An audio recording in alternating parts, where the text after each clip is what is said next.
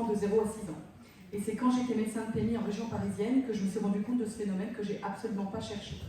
On fait des bilans dans les écoles, on voit les enfants en difficulté des crèches et des haltes garderies quand on nous les signale. Et entre 2002 et 2017, donc en 7 ans, en 15 ans, j'ai eu 7 fois plus d'enfants en difficulté, avec des difficultés de plus en plus graves. Des enfants qui ne parlent pas, des enfants qui ne vous regardent pas dans les yeux, des enfants qui jettent les jouets, qui ne savent pas jouer, très agités ou agressifs. Et un jour, il y a une maman, quand je lui demande mais à quoi il joue votre enfant à la maison, racontez-moi un peu comment ça se passe, j'étais inquiète pour le développement de l'enfant. Elle me dit ce qu'il adore, c'est mon téléphone. On lui a mis un petit choupi. Et depuis, il trouve tous les petits choupis, tout ça. C'est incroyable ce qu'il arrive à faire sur le téléphone. Alors on lui a acheté une tablette. Oh là là, maintenant, il dit l'alphabet en anglais, il compte jusqu'à 100 en allemand, en espagnol. C'est incroyable. Et j'ai fini par poser la question de plus en plus souvent. Et en 2017, j'ai repris tous mes dossiers. Et je me suis rendu compte que 90% des enfants qu'on m'adressait en difficulté étaient des enfants surexposés aux écrans. Donc il n'y avait pas de définition de la surexposition, il n'y en a encore pas. Mais c'était des enfants qui avaient 3-4 heures d'écran par jour avant l'école. Ce n'est pas l'école le problème, c'est ce qui s'est passé avant l'école, entre 0 et 3 ans. Ou un autre écran auquel est exposé l'enfant, mais dont les familles ne se méfient pas du tout. À votre avis, c'est lequel? C'est la télévision allumée. Ah oui, docteur, elle est allumée, mais il ne la regarde pas. On entend ça tous les jours, tous les jours, tous les jours. Alors, je rentrais chez moi le soir, je racontais ça à mes enfants, parce que c'était quand même incroyable, parce que quand je demandais aux parents d'arrêter les écrans, pour ceux qui arrivaient, c'est très difficile, ben je voyais des progrès incroyables. Vraiment, des démarrages de développement, de langage, de la relation à l'autre, d'apprentissage, etc. Et quand je rentrais à la maison et que je racontais ça, mes enfants m'ont dit, bon, on en a marre, tu nous racontes ça tous les jours, il faut que tu le dises, il faut que tu informes, que tu lances l'alerte. Et donc j'ai fait une vidéo sur YouTube, peut-être que certains d'entre vous l'ont vue, le 1er mars 2017, elle s'appelle « Les écrans, un danger pour les enfants de 0 à 4 ans ». Et cette vidéo a été le début du chamboulement de ma vie. J'ai été contactée par des médias, j'ai été contactée par des parents tous les jours, et puis par des professionnels qui s'étaient déjà inquiétés sur les écrans, comme Sabine Duflo, qui a été à l'origine de la méthode des 4 pas. Donc on vous donne gratuitement le flyer des 4 pas, on vient de le changer, je vous le montrerai. J'ai été contactée par Bruno Harley, pédopsychiatre, Carole Van Hout, orthophoniste qui avait publié sur les troubles du langage liés aux écrans. Et Sabine a eu l'idée qu'on crée le collectif Cause tous ensemble, collectif sur exposition écran, dont je vous donnerai l'adresse tout à l'heure avec plein de ressources pour vous les professionnels. Donc on est aujourd'hui 11 médecins, pédopsychiatres, psychologues, auxiliaires de puériculture et un enseignant. Et l'adresse, vous l'avez déjà là, mais je vous la redonnerai.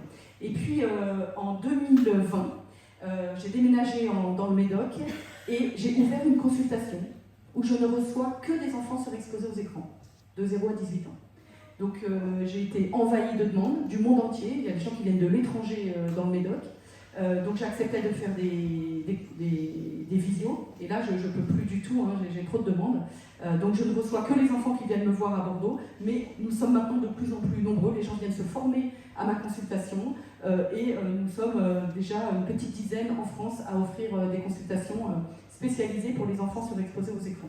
Et puis en 2021, 2020, enfin, juste après, ça a été le confinement, et donc j'ai eu le temps d'écrire le livre « Les tout petits face aux écrans » que vous pouvez trouver à la sortie, que je peux vous dédicacer, qui parle aussi des grands. Vous avez tout un chapitre sur le smartphone, les jeux vidéo, etc. Alors, je tiens à dire que je ne suis pas contre les écrans, contrairement à ce que certains ont voulu me coller comme étiquette. Moi, je suis d'ailleurs collée dessus. Je travaille grâce aux écrans, je fais mon livre grâce aux écrans, et il n'est pas question de retirer les écrans de la planète, et on sait qu'il y a des côtés positifs, bien sûr. Je tiens aussi à dire que je n'ai pas de conflit d'intérêt, je n'ai pas de lien avec les lobbies du numérique. C'est très important. Parce que beaucoup de personnes s'expriment dans les médias, surtout depuis le président de la République a mis les écrans à l'ordre du jour le 16 janvier dernier. Et vous allez voir qu'on n'a pas forcément tous le même discours. Et les journalistes devraient poser comme première question, est-ce que vous avez un lien avec une entreprise du numérique? Et vous seriez surpris de la corrélation entre le lien avec une entreprise et les propos de certains experts dans les médias. Alors oui, l'enfant d'aujourd'hui, il a toujours les mêmes besoins que tous les enfants qui sont toujours nés sur la Terre, mais il ne grandit plus du tout dans le même environnement. il est envahi d'écrans, 8,4 milliards d'objets connectés dans le monde, c'est-à-dire qu'il y avait un écran par foyer avec enfant il y a 20 ans, et on est aujourd'hui à 10 écrans par foyer. C'est devenu la première activité des enfants en dehors du sommeil, et votre première préoccupation, en tout cas la première préoccupation des parents, et une préoccupation des professionnels. Donc c'est devenu une priorité gouvernementale, surtout Gabriel Attal, quand il est passé au ministère de l'Éducation au mois de novembre, le 13 novembre, qui a dit dans le Parisien j'appelle à un sursaut collectif pour éviter une catastrophe sanitaire et pédagogique. Et je me suis un peu renseignée. Les professeurs des écoles relaient tellement qu'il y a énormément de difficultés de leurs élèves à cause de la surexposition aux écrans qu'il a fini par faire cette déclaration. Après, ça n'a pas forcément été suivi de décision dans son ministère, mais maintenant qu'il est Premier ministre, il en a parlé, et puis M. Macron en a parlé, et vous le savez, il a nommé une commission d'experts de 10 personnes qui vont rendre leurs décisions. Alors c'était fin mars, mais ils sont en retard, donc ce sera en mai, et nous avons été auditionnés il y a 15 jours par la commission, on pourra en discuter après ma conférence. Donc après, vous pourrez poser toutes les questions que vous voulez, et ce sera un débat entre nous. Je tiens à dire aussi qu'il y aura des boissons offertes, et puis des fruits gracieusement offerts par le Carrefour Market de Saint-Genis-Pouilly. Important. Alors quand on vous dit que les écrans, écoutez Madame Duponda, les écrans c'est une activité comme une autre, hein, donc on l'intègre à la journée des tout petits. Hein. Ils font des cubes, ils jouent à la balle, ils jouent aux poupées, puis ils jouent aux écrans. Mais non, c'est pas du tout une activité comme une autre. Pour deux raisons. La première, c'est que les écrans... Alors est-ce que je vais y arriver? J'ai fait un essai tout à l'heure. Oui, voilà. Les écrans captent... Les écrans captent... Je vais y arriver. Les écrans captent l'attention réflexe qu'on a dans le cerveau. C'est une attention involontaire qui vous demande aucun effort et dont vous disposez depuis votre naissance. Votre cerveau est programmé pour réagir aux points les plus marquants autour de vous. Un mouvement, un bruit, une lumière, une couleur, et on tourne la tête. C'est ce qui nous permet d'échapper au danger. C'est aussi cette attention qu'utilisent les chasseurs. Les chasseurs réagissent s'il y a un bruit, un mouvement, une couleur dans la forêt. C'est exactement cette attention que stimulent les écrans.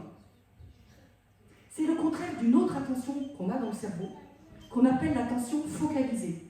Elle est volontaire, elle demande un effort, elle est peu présente à la naissance et elle se construit tout au long de l'enfance, mais surtout entre 6 mois et 4 ans. Et le petit, ça bip, c'est très pénible, c'est mon attention réflexe justement qui est sollicitée. Donc le petit, il encastre 2-3 cubes et puis vous savez, il va passer à autre chose. Et c'est le papa, la maman, la professionnelle à côté de lui.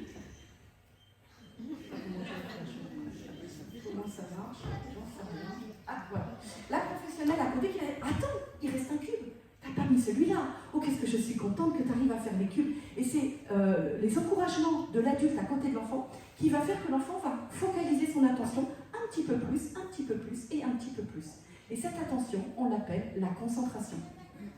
La concentration, elle est indispensable pour que vos enfants puissent réussir à l'école. Et c'est le contraire de l'attention réflexe. L'enfant doit faire abstraction de ce qui bouge et ce qui fait du bruit autour de lui pour se concentrer sur son travail qui ne bouge pas ou sur la professeure des écoles qui parle. Donc vous comprenez tout de suite que plus les enfants vont passer de temps devant les écrans qui stimulent, qui entraînent, qui développent l'attention réflexe, je réagis au bruit, au mouvement, et moins ils pourront se concentrer à l'école.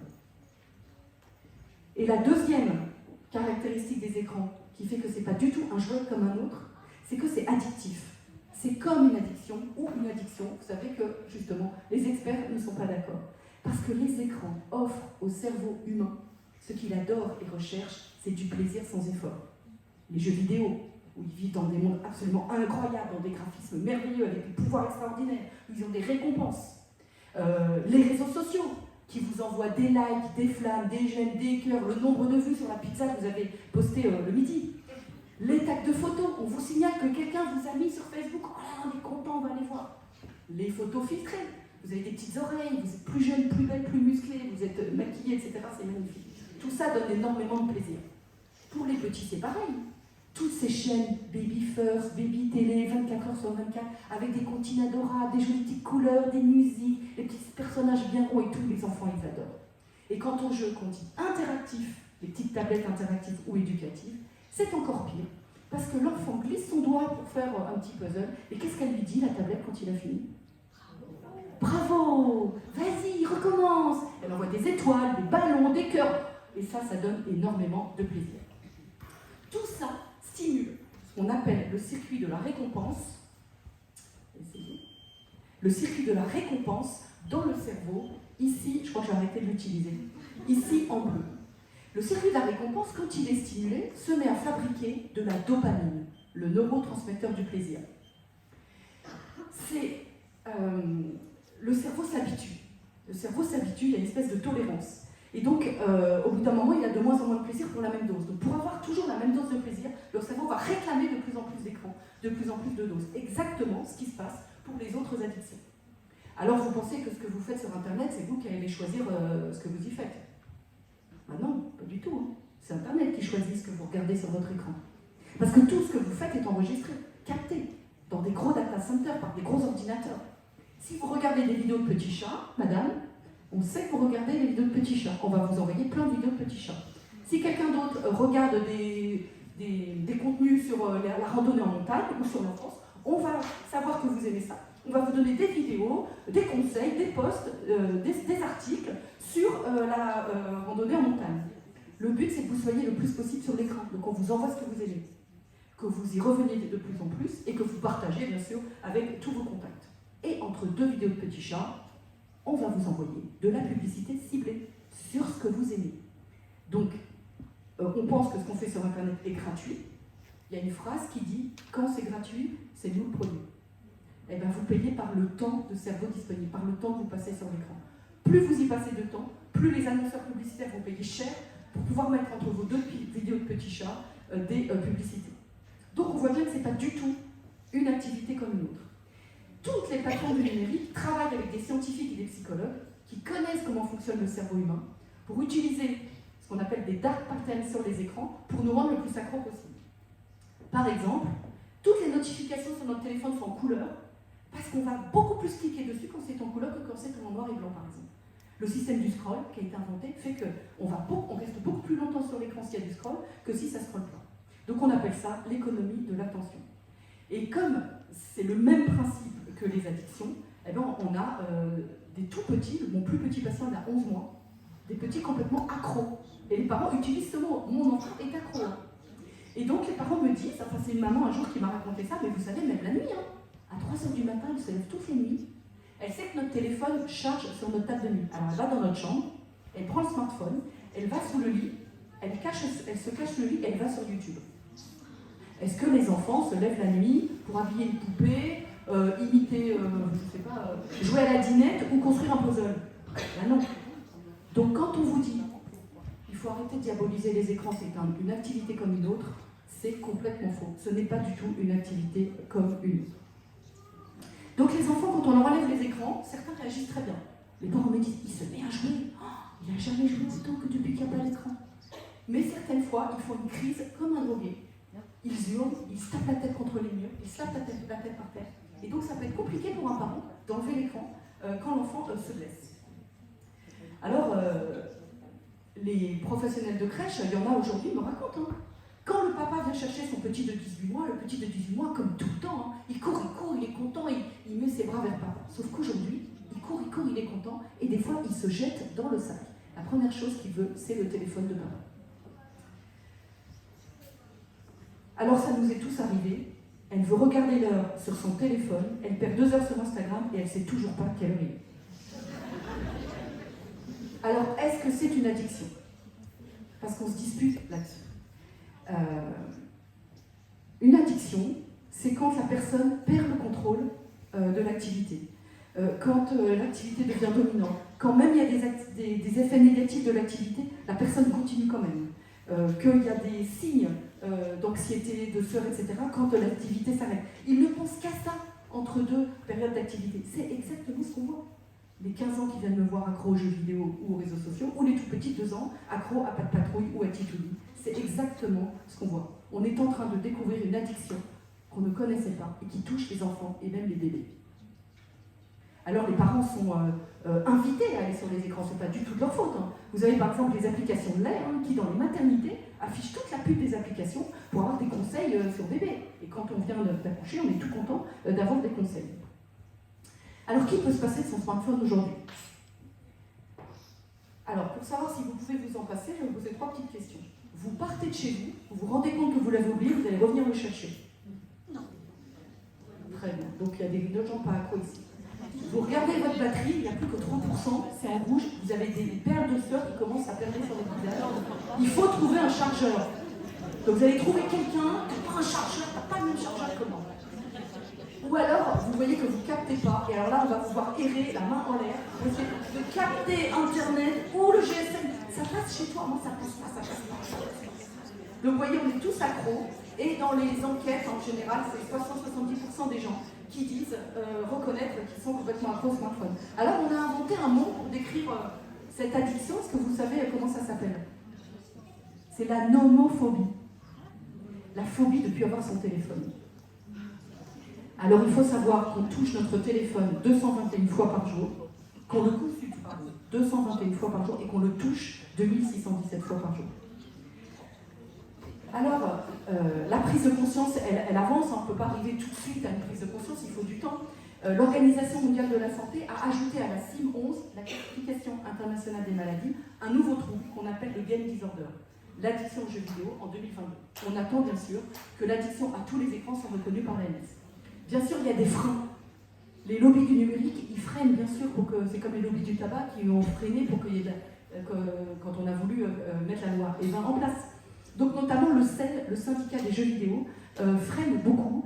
Il faut savoir ils participent à toutes les instances sanitaires de France. Et donc, pour l'instant, c'est un peu bataille d'experts et on n'est pas tous d'accord.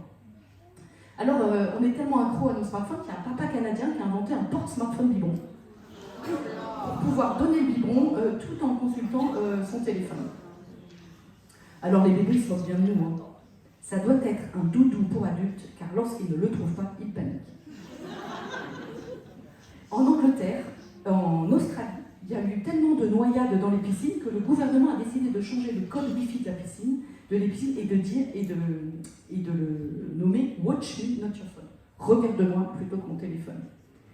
Alors Pascal a mis une petite affichette dehors rigolote, je ne sais pas si vous l'avez vu. Il y a aussi des gens qui consultent leur téléphone dans la rue, même en marchant, même en traversant la rue, ce qui pose quand même des questions de sécurité. Vous savez comment on appelle ça? On appelle ça un SMOMBI. SMOMBI. S-M-O-M-B-I-E. C'est la contraction entre smartphone et zombie. 65% des piétons reconnaissent traverser la route en regardant le téléphone. Alors heureusement, Pascal a mis l'affichette qui existe dans certains pays nordiques. Attention, SMOMBI. Donc c'est une réalité d'aujourd'hui. Quand vous présentez un jouet à un bébé, n'importe quel jouet pour bébé et un écran, le bébé choisira l'écran. Pareil pour un enfant de 4 ans. Il délaissera tous ses jouets, même ses jouets préférés, si vous lui proposez un écran. On ne parle pas des ados, mais vous avez peut-être des grands dans votre famille. Quand un ado de 12 ans, entre faire un exercice de maths et jouer à Fortnite, il n'y a pas photo, le cerveau va choisir Fortnite. Dites aux parents qui ont des ados que plus l'enfant va passer du temps fun, s'éclater sur les jeux vidéo 6 heures par jour, et moins il pourra travailler à l'école. Alors, les experts vont vous dire, c'est de la faute des parents cette histoire, c'est éducatif. Il faut que les parents apprennent à l'enfant à s'autoréguler. Tu fais 2 parties de Fortnite et t'arrêtes. Tu vas regarder 3 de Choupi et puis t'arrêtes, tu viens à table maintenant. Mais il faut savoir que le cerveau humain n'est mature qu'à 25 ans. Donc nos capacités d'autorégulation ne sont matures qu'à 25 ans. Quand vous voyez notre difficulté, nous, à regarder un épisode de la série et pas 2, à faire 10 minutes de réseaux sociaux et pas 20, à pas regarder frénétiquement nos messages WhatsApp ou nos mails, comment vous voulez demander à nos enfants, dont le cerveau n'est pas mature, de s'autoréguler? Donc la première chose que je dis dans les consultations à l'enfant, si tu as beaucoup d'écran, c'est pas de ta faute. Et aux parents, je leur dis, si votre enfant a beaucoup d'écran, c'est pas de sa faute. Et je dis, tu as beaucoup de chance que tes parents soient venus parce que je vais vous aider. Les parents et les enfants, ils ont besoin d'aide. Ils n'ont pas besoin qu'on les culpabilise. Alors, les grandes marques de jouets ont compris qu'il y avait un marché en plein essor, c'est le marché des écrans pour les bébés. Et vous avez dès la naissance les transats écrans. La baby-tablette éducative dès 9 mois. Fisher-Price qui a inventé le hochet smartphone. Vous glissez votre téléphone dans le hochet. Mais si vous ne l'avez pas, pas de panique, vous téléchargez l'application Hochet et vous montrez l'image du Hochet au bébé. Quant au hippoti, pour qu'il fasse l'acquisition de la propreté tout en travaillant. Alors il faut se rendre compte du marketage, du matraquage publicitaire et marketing des grandes marques de jouets pour que les parents achètent des écrans. Vous avez, alors moi je m'amuse tout le temps, je vous invite à faire ça, quand c'est Noël, vous prenez le catalogue de jouets qui est dans votre boîte aux lettres et vous allez être halluciné de voir ce qu'on propose aux parents. En 2019, le du Smart Robot pour les bébés dès 12 mois. Un robot doté d'un grand écran LED, un jouet innovant aux bénéfices indéniables. Il initie le bébé au monde technologique qui l'entoure sans être nocif à son développement. L'enfant réagit beaucoup plus qu'avec un jouet traditionnel. Entendez, c'est beaucoup mieux pour lui. Le jouet lui parle, appuie sur ma main, déclenche une musique pour féliciter l'enfant. Les acquis sont ainsi validés pour un apprentissage réussi. Et les jouets de la gamme parlent anglais, car les enfants qui grandissent dans un environnement bilingue auront plus de facilité à apprendre les langues à l'âge adulte. Vous avez même des pays où les crèches sont numérisées, la couche est connectée. Donc, quand il y a un pipi, un caca, ça envoie un message à la puéricultrice pour changer la couche. Vous avez des tétines et des body connectés, comme ça, quand il y a de la température, ça envoie un message au smartphone de l'auxiliaire. Et puis au Japon, vous avez des assiettes et des biberons connectés pour connaître la température du plat, la quantité de lait, etc. etc. Nouveauté Noël 2022 que j'ai trouvé dans le catalogue de jouets, le kit Petite influenceuse dès 3 ans. Et puis, Noël dernier, décembre 2023, j'ai trouvé mon premier kit de télétravail dès 18 mois.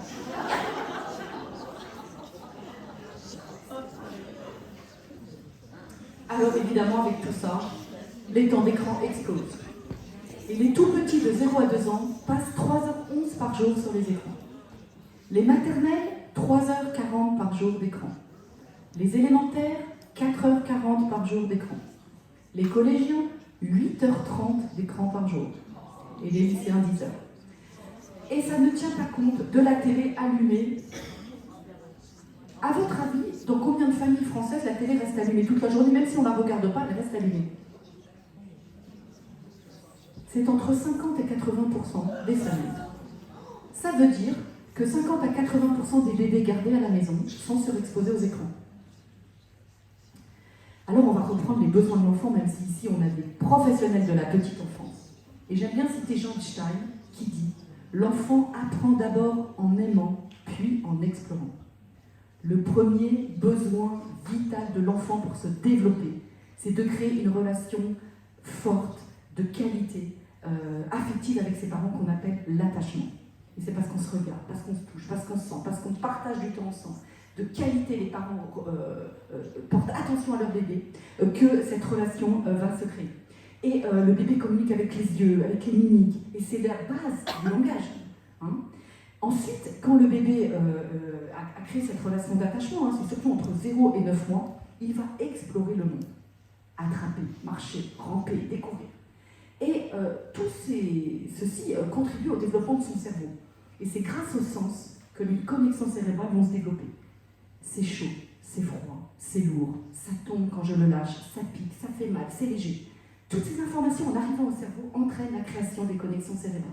Et il se crée dans le cerveau d'un tout petit, pendant les 5 premières années, 1 million de nouvelles connexions cérébrales par seconde. Vous imaginez un quart d'heure de choupi, on verra tout à l'heure que c'est pas trop grave, mais quand même un quart d'heure de choupi, c'est des milliers et des millions de connexions cérébrales en moins. L'enfant, il a besoin d'explorer le monde réel en 3 dimensions avec tout son corps et tous ses sens. Donc vous voyez déjà que les 2 besoins essentiels de l'enfant pour se développer ne sont pas respectés avec les écrans. Avoir des relations, des interactions riches et de qualité avec ses parents ou la personne qui s'occupe de lui et explorer le monde réel. Et il faut dire aux parents que le bébé il a besoin qu'on accepte qu'il y ait un peu de bazar à la maison. Il faut qu'il ait des jouets, des 4-5 ans qu'il peut prendre dans la main et pas forcément des gros trucs qui récitent l'alphabet en 3 langues. Parce que l'enfant il a besoin de déplacer, de faire tomber par terre, de transvaser, de transporter. C'est toutes les notions mathématiques et physiques du monde, toute la consistance du monde, le poids, la taille, la texture qu'il va découvrir. Et on se plaint que la moitié des enfants qui rentrent en 6e n'ont pas les bases en mathématiques.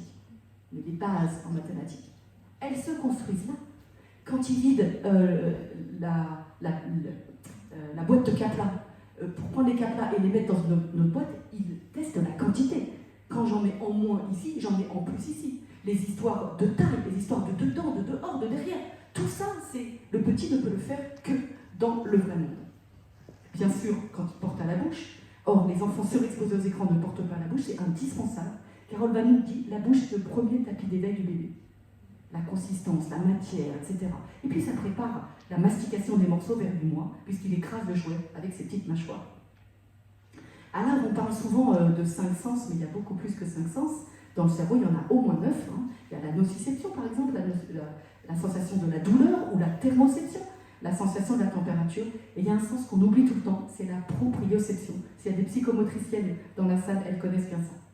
La proprioception, c'est la capacité à ressentir son corps dans l'espace, à se représenter son corps, à le situer, et à situer aussi les éléments autour de moi, les uns par rapport aux autres. Tous vos muscles ont des capteurs qui renseignent le cerveau sur la position, la contraction, la coordination. Et donc l'enfant, il faut qu'il bouge. Dès qu'il est tout petit, il faut qu'il bouge dès qu'il sait ramper. Il y a un autre besoin indispensable dont on ne parle pas assez aux parents, c'est le besoin de sortir dehors et dans la nature.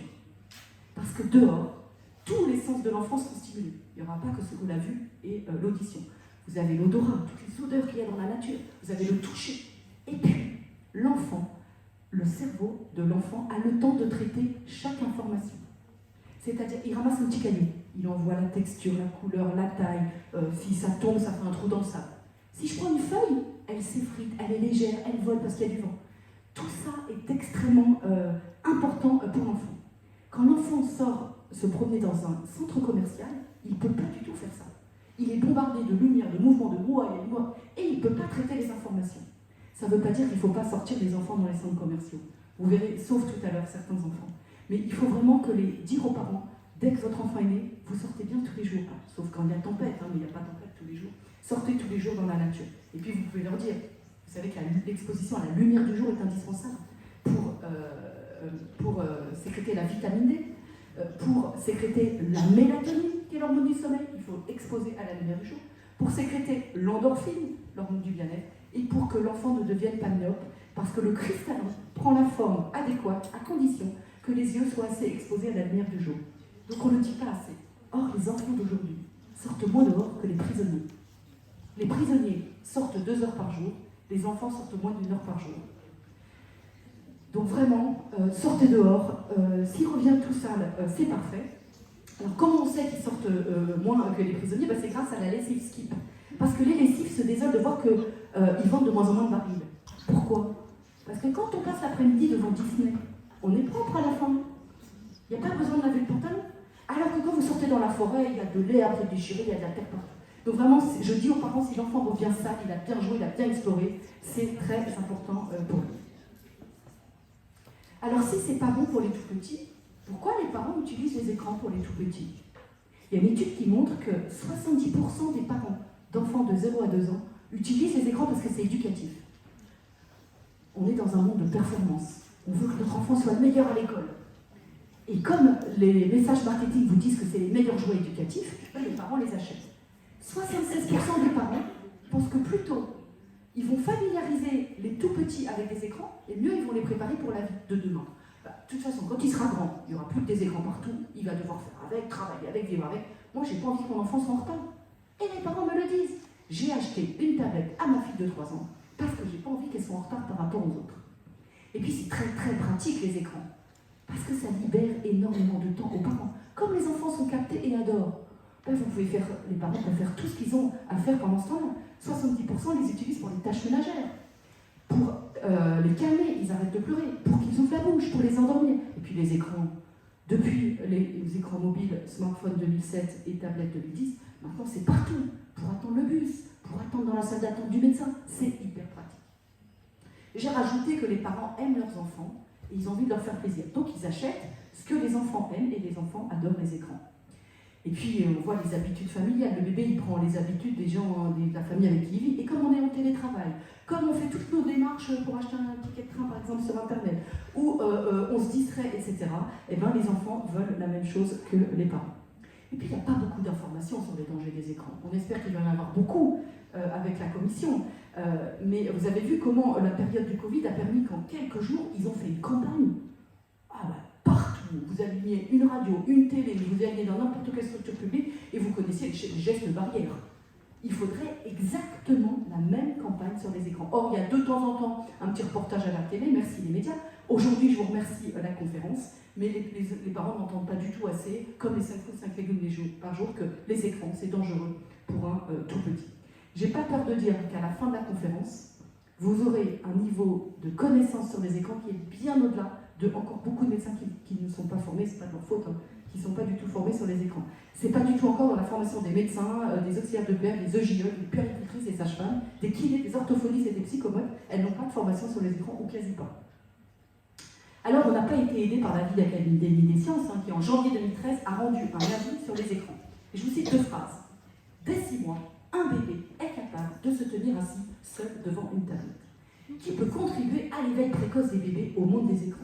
C'est le format le plus proche de leur intelligence.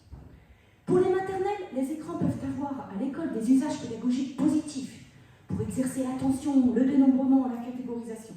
Et c'est sur la base de ce rapport que le gouvernement de François Hollande, en 2015, avec Najat Vallaud-Belkacem, qui était ministre de l'Éducation, qui a décidé du grand plan numérique pour l'école, 1 milliard d'euros pour numériser l'école. Les capacités d'attention, c'est pas les bonnes que ça développe les écrans, c'est l'attention réflexe, c'est pas la concentration. Le dénombrement, les enfants connaissent la comptine numérique jusqu'à 100, mais ils ne savent pas dénombrer. Et puis la catégorisation, un enfant ne peut pas réaliser de trier un objet en fonction de sa taille s'il ne l'a pas tenu dans la main et s'il ne l'a pas appréhendé dans la vraie vie. Donc les écrans privent l'enfant de ses besoins et ça donne des retards de développement et des troubles du comportement. Alors, il y a 3 types de toxicité des écrans pour les tout-petits. Si l'enfant est face à l'écran, alors je dis tout de suite que si l'enfant a 10 minutes de choupi par jour, il n'y aura pas de retard de développement. Il va râler très fort quand vous lui enlevez. Mais il n'y aura pas de retard. Les études montrent que c'est 15 minutes. La deuxième toxicité, c'est l'écran passif. La télévision allumée, même si l'enfant ne la regarde pas. Et la troisième toxicité, c'est les parents utilisent beaucoup les écrans en présence de leurs enfants. Alors face à l'écran, que ce soit un écran passif, un petit dessin animé, une petite comptine, ou que ce soit un écran éducatif, une tablette, un smartphone, on fait un petit jeu. Alors les parents me disent dans la malade du Canada, moi nous on ne vous croit pas, parce que depuis qu'elle a une tablette, elle a appris plein de vocabulaire. Alors vous savez que ce truc c'est une pomme, parce que vous l'avez d'abord découvert avec vos sens. Vous savez, c'est sur un arbre, que vous l'avez croqué, mangé, coupé en 2, vous avez fait un gâteau avec. Mais l'enfant il voit une tache rouge. Pour savoir que c'est une pomme, il faut une vraie pomme dans la main. Pour savoir qu'elle est ronde, il faut faire le tour avec les doigts. Pour savoir qu'elle est lisse, il faut la toucher. On peut essayer d'enfoncer son doigt dedans, on ne peut pas. Une tomate, on peut. Ça, il n'y a que dans la vraie vie qu'on peut voir tout ça. Si j'écarte mes doigts, elle tombe parce qu'il y a la gravité.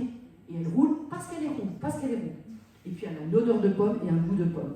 Vous voyez qu'il faut tous les sens de l'enfant combinés ensemble pour apporter la formation de ce que c'est une pomme à l'enfant. En plus, là, elle a des yeux et elle parle, donc l'enfant, il ne peut pas apprendre. Alors les parents me disent, bon, madame Ducanda, d'accord, mais elle compte jusqu'à 100 avec sa tablette. Elle a appris. Alors la tablette, elle montre un bâton, puis elle fait 1, puis l'enfant répète 1. Puis la tablette, elle montre un zigzag, puis elle fait 2, et l'enfant répète 2. Puis la tablette, elle montre un ressort, et elle fait 3, et l'enfant répète 3. Et effectivement, j'ai des enfants qui comptent jusqu'à 100 à 2 ans et demi. Mais si je lui dis, donne-moi 2 cubes, il est incapable de me donner 2 cubes.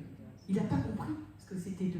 Il a associé par réflexe l'image du zigzag avec le 2, la tablette dit 2 quand elle monte le zigzag, et il dit 2.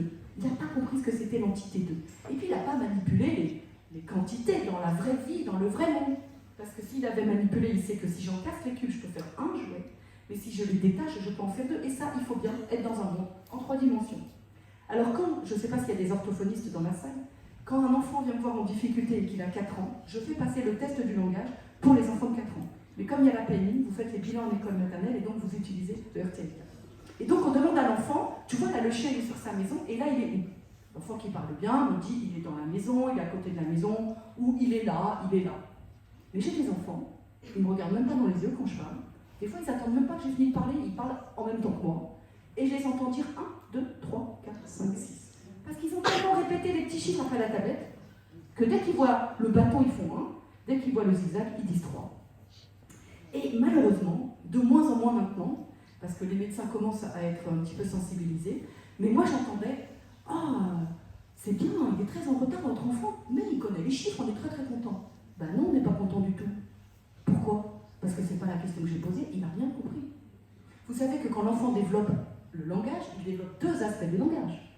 Le langage réceptif, je comprends quand on me parle, et le langage expressif, je sais manier les mots ensemble et combiner pour regarder quelqu'un dans les yeux et lui envoyer un message, que j'appelle le langage expressif. Lequel apparaît d'abord chez l'enfant? Le réceptif ou l'expressif? C'est le réceptif. L'enfant comprend avant de savoir parler. À quel âge un bébé comprend? Donne-moi la main, par exemple. Eh bien, c'est vers 12 mois. Moi, j'attends 18 mois parce qu'on sait qu'il y a toujours des petites fourchettes. À 12-18 mois, l'enfant comprend, va chercher tes chaussures, mets la couche à la poubelle. Mais il ne sait pas dire, mets la couche à la poubelle. Hein? À 12 mois, on sait dire papa, maman, donne, tiens, à peu près. Donc cet enfant, il a 4 ans et il n'a pas compris où est le chien. Donc on est très inquiet, il n'a pas le niveau de langage d'un bébé de 12-18 mois. Après, il y a plein de questions. Il y en a une, c'est à qui sont les chaussures? L'enfant qui parle bien me dit au garçon. Il a 1 point. Ah, le garçon, il n'a pas de point. Et pourtant, il ne m'inquiète pas celui-là. Ce qui m'inquiète, c'est quand je dis à qui sont les chaussures, et il me répond bleu. Que fait la petite fille? Jaune. Et le savon qui est tombé là, c'est pourquoi faire rose. Parce qu'il a passé tellement de temps devant les petites vidéos de YouTube, ou YouTube Kids, où c'est des vidéos sur les couleurs, et il répète les couleurs, que dès qu'il voit une couleur, il dit une couleur. Et j'avais un petit mathéo un jour, que j'ai vu très vite après la rentrée des classes, parce que la directrice était très inquiète. Elle dit, il est très très en retard ce petit garçon. Il rentre avec son papa dans le cabinet de PMI, je lui dis bonjour, il me répond jaune. Comment tu t'appelles? Bleu. Assieds-toi, rose. Et pendant toute la consultation, il m'a dit les couleurs des objets qu'il y avait sur mon bureau. Encouragé par un papa hyper fier. C'est quelle couleur ça? Vert. Vous avez vu, docteur? Dis au docteur, c'est quelle couleur ça? Bleu. Donc ce petit garçon ne me regardait pas dans les yeux, enfin, il était très inquiétant. Il avait la télé allumée en permanence, comme plus d'une famille sur 2, et 4 heures d'écran par jour. J'ai demandé au papa, est-ce que vous pouvez arrêter les écrans? Et je lui ai dit, je vais vous demander un truc en plus. Vous arrêtez de lui apprendre les couleurs. Dites aux parents d'arrêter d'apprendre les chiffres, les couleurs et l'alphabet, tant que l'enfant n'a pas un langage correct construit avec des phrases, sujet, verbe, complément. Après, on peut, mais c'est pas du langage. Mais les parents pensent, ah, il est intelligent, il sait compter, il connaît les couleurs. Mais non, pas du tout. Cet enfant, il n'a pas compris ce que je lui demandais. Et vous voyez, alors, je ne sais pas si on voit, j'ai fait la capture d'écran quelques jours après la sortie de la vidéo, il y avait plus de 900 millions de vues. Vous avez des millions de bébés sur la planète entière, qui dans toutes les langues, regardent des vidéos sur les couleurs ou les chiffres ou les lettres, parce que les parents pensent qu'ils apprennent, pensent que c'est éducatif. Alors ce petit garçon, je l'ai revu un mois après, j'essaye de revoir les enfants, j'appelle la directrice avant, je dis alors, comment ça va Mathéo? Elle me dit, Madame Ducandin, on vous remercie, hein. Il a arrêté de dire les couleurs tout le temps. Dans la cour, dans la classe, tout le temps. Et ces enfants, ils ne parlent pas en s'adressant à quelqu'un, hein, ils parlent tout seuls, ils sont dans leur monde. Et il n'a pas encore le niveau de langage des autres, mais maintenant il comprend les consignes, langage réceptif, et il peut rentrer dans les apprentissages scolaires. Un enfant qui comprend peut faire les consignes de l'école, un enfant qui ne comprend pas, il ne peut pas. Il y a des enfants qui parlent en écolalie. À qui sont les chaussures? L'enfant répond. À qui sont les chaussures? Combien il y a d'enfants sur le dessin? Combien il y a d'enfants sur le dessin? Et j'ai des enfants qui me font tout le test comme ça. Et les parents disent, vous avez vu, il fait des phrases. Parler, c'est pas répéter. Parler, c'est faire ses phrases soi-même, combiner les mots. Donc ça trompe complètement les parents. Vous avez des enfants qui ont l'écolalie du dernier mot. Là aussi, c'est pas normal. À qui sont les chaussures? Chaussures. Comment tu t'appelles? T'appelles. Quel jour on est aujourd'hui? Il y a une question là, c'est est-ce que tu préfères, est-ce que tu aimes mieux le chocolat ou les sucettes? Si l'enfant me dit les sucettes, je ne sais pas si il a compris et qu'il aime mieux les sucettes ou si c'est l'écolalie du dernier mot. Donc depuis une dizaine d'années, je répète, est-ce que tu aimes mieux les sucettes ou le chocolat? J'inverse. S'il me dit d'abord sucette et après chocolat, ben il n'a rien compris. C'est l'écolalie du dernier mot. S'il me dit bien sucette à chaque fois, quelle que soit la place du mot sucette, eh ben, c'est un enfant qui a le langage réceptif et qui a compris. On a des enfants qui ont de l'écolalie différée. Par exemple, j'en ai qui me disent tiens-toi tranquille, assieds-toi, tiens-toi tranquille. En fait, ils répètent ce qu'un adulte leur a dit des fois 3 jours avant. Dans mes consultations, j'observe l'enfant, je joue avec lui, puis après je parle un petit peu avec les parents. Il y en a un qui, sans regarder personne, parmi ses culs, faisait « Bonjour les amis, bonjour les amis, bonjour les amis ». Il répétait en boucle la première fois de sa petite émission à la télé. Donc, vous avez aussi des enfants qui ne parlent pas du tout. Quand je dis pas du tout, c'est que j'entends même pas ba ba ba da da da, 9 mois. Ou 2 mois. Donc, il y a des enfants de 4 ans qui n'ont pas le niveau de langage d'un bébé de 2 mois. Il faut peut-être que je bouge pas pour le film. Non, ça va? D'accord. Donc il y a des enfants qui ne parlent pas du tout à 4 ans. Mais certains, quand je dis à qui sont les chaussures, me montrent le petit garçon avec le doigt. Et que fait la petite fille? Et le savon, c'est pour quoi faire? Eh bien, je préfère un enfant qui ne parle pas du tout, qui n'ouvre pas la bouche, mais qui comprend, qu'un enfant qui parle mais qui ne comprend pas ce qu'il dit. Langage réceptif. Donc les parents se font complètement avoir, certains médecins aussi, parce qu'ils parlent, mais en fait, parler, c'est pas répéter, comme je vous l'ai dit. Alors on a aussi des enfants qui n'ont ni le langage réceptif, ni le langage expressif.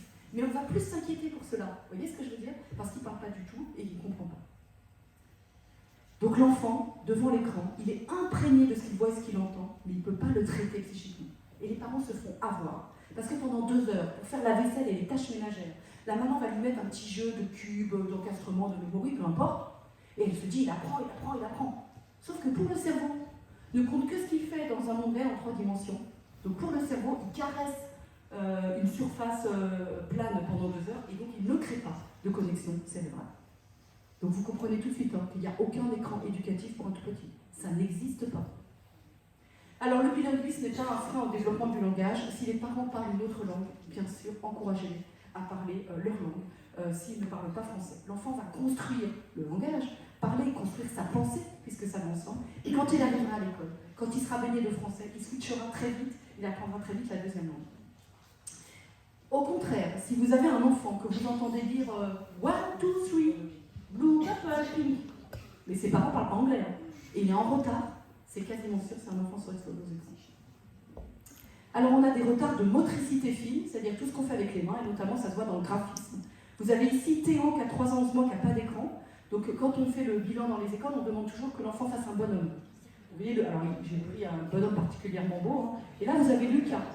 Il a 4 ans, 7 mois, il est plus grand, et lui, il n'arrive pas à faire son bonhomme. Et il a plus de 4 heures d'écran par jour.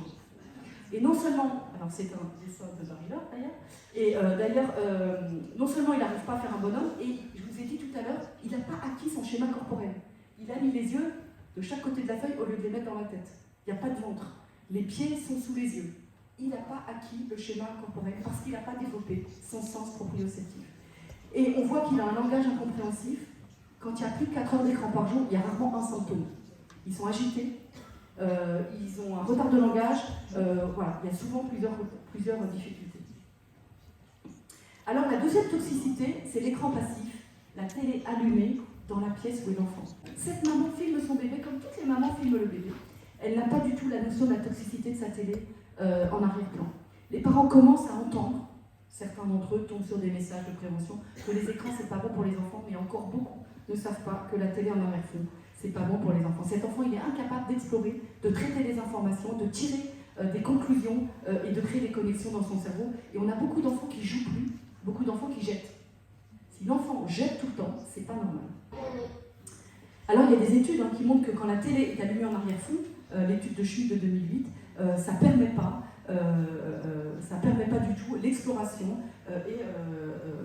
l'exploration correcte du bébé, du monde. Et puis au niveau du langage, ça donne des retards de langage, parce que quand la télé est allumée dans une pièce, l'enfant entend 125 mots par heure.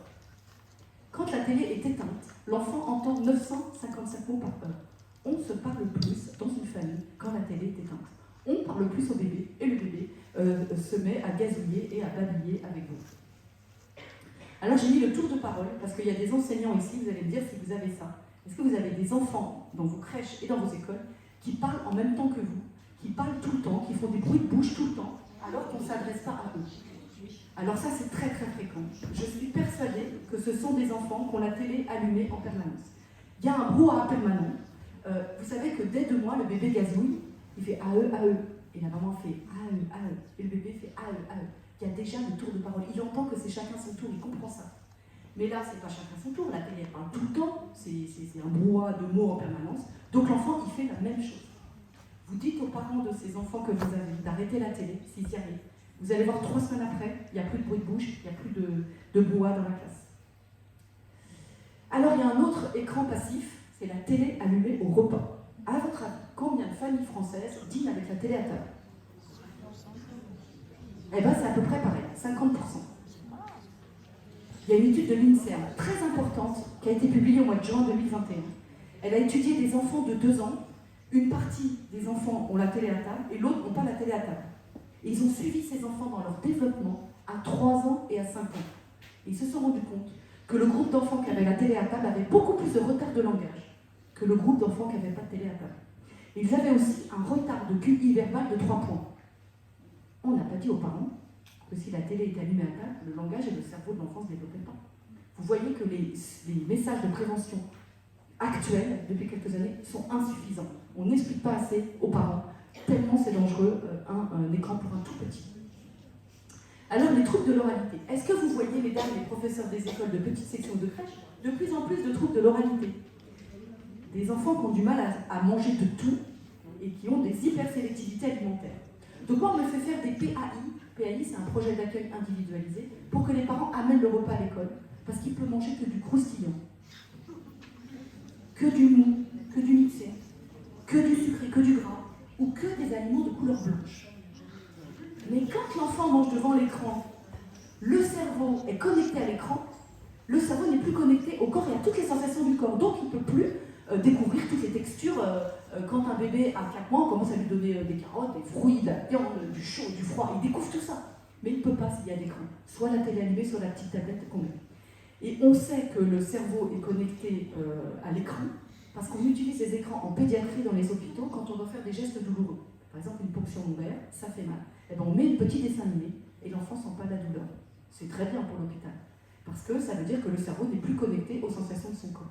Sauf que c'est ce qui se passe si vos enfants mangent devant les écrans.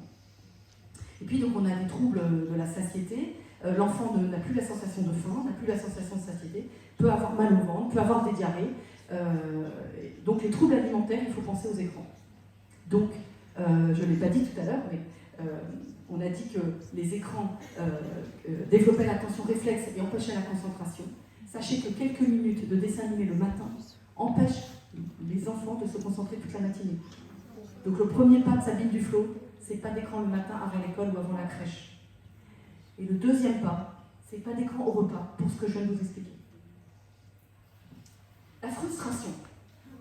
Là aussi, vous allez pouvoir nous donner des témoignages. Ces enfants qui ne supportent plus la frustration. Mais l'école, c'est une somme de frustration. À -20, vous rangez les jouets, vous vous asseyez sur le banc et vous écoutez la maîtresse. À 10h, vous allez tous faire pipi en même temps. On n'a pas le droit de taper, griffer, prendre les vélos le lundi parce que c'est la classe d'à côté, on écoute, etc. Mais l'enfant, il peut apprendre et supporter ça quand il a été confronté à la frustration entre 0 et 3 ans. C'est bien ce qui se passe avant l'école qui pose problème à l'école, c'est pas l'école. Et les enfants, ils ont du plaisir sans effort. Ils arrivent avec leurs petits jeux, les petites comptines, les petits jeux sur tablette, et ils ne sont pas confrontés à la frustration. Et en plus, quand on est parent, on cherche toujours le moyen de calmer son enfant qui pleure. On lui chante une chanson, on le prend dans les bras, on lui fait un petit massage. Et les parents ont trouvé avec les écrans un truc génial. Vous lui montrez le téléphone. D'ailleurs, des fois, ils vont voir la nourrice. Premier jour, vous savez, s'il pleure, mon bébé, j'ai trouvé le truc, vous faites pareil, vous lui donnez le téléphone. Avec le téléphone, ils arrêtent de pleurer. Sauf qu'il n'apprend pas du tout à gérer la frustration, elle est juste captée par le téléphone. Et je vais vous montrer une vidéo suisse. Vous allez voir ce qui se passe quand on enlève le smartphone à un bébé de 9 mois. Avant, vous avez une petite maman bien fière que son bébé de 5 mois rampe jusqu'à l'écran, et une maman qui nourrit son enfant avec l'écran. Fusion sur Internet, ces vidéos de parents émerveillés par l'agilité de leur bébé face aux écrans. Et ouais! Les écrans sont partout, ils fascinent, hypnotisent, ils ont même le pouvoir de faire ouvrir la bouche aux enfants les plus récalcitrants. Donc voilà notre bébé de 9 mois. Mais les petits peuvent-ils devenir accros aux écrans? Donc c'est une énorme prise quand on l'enlève.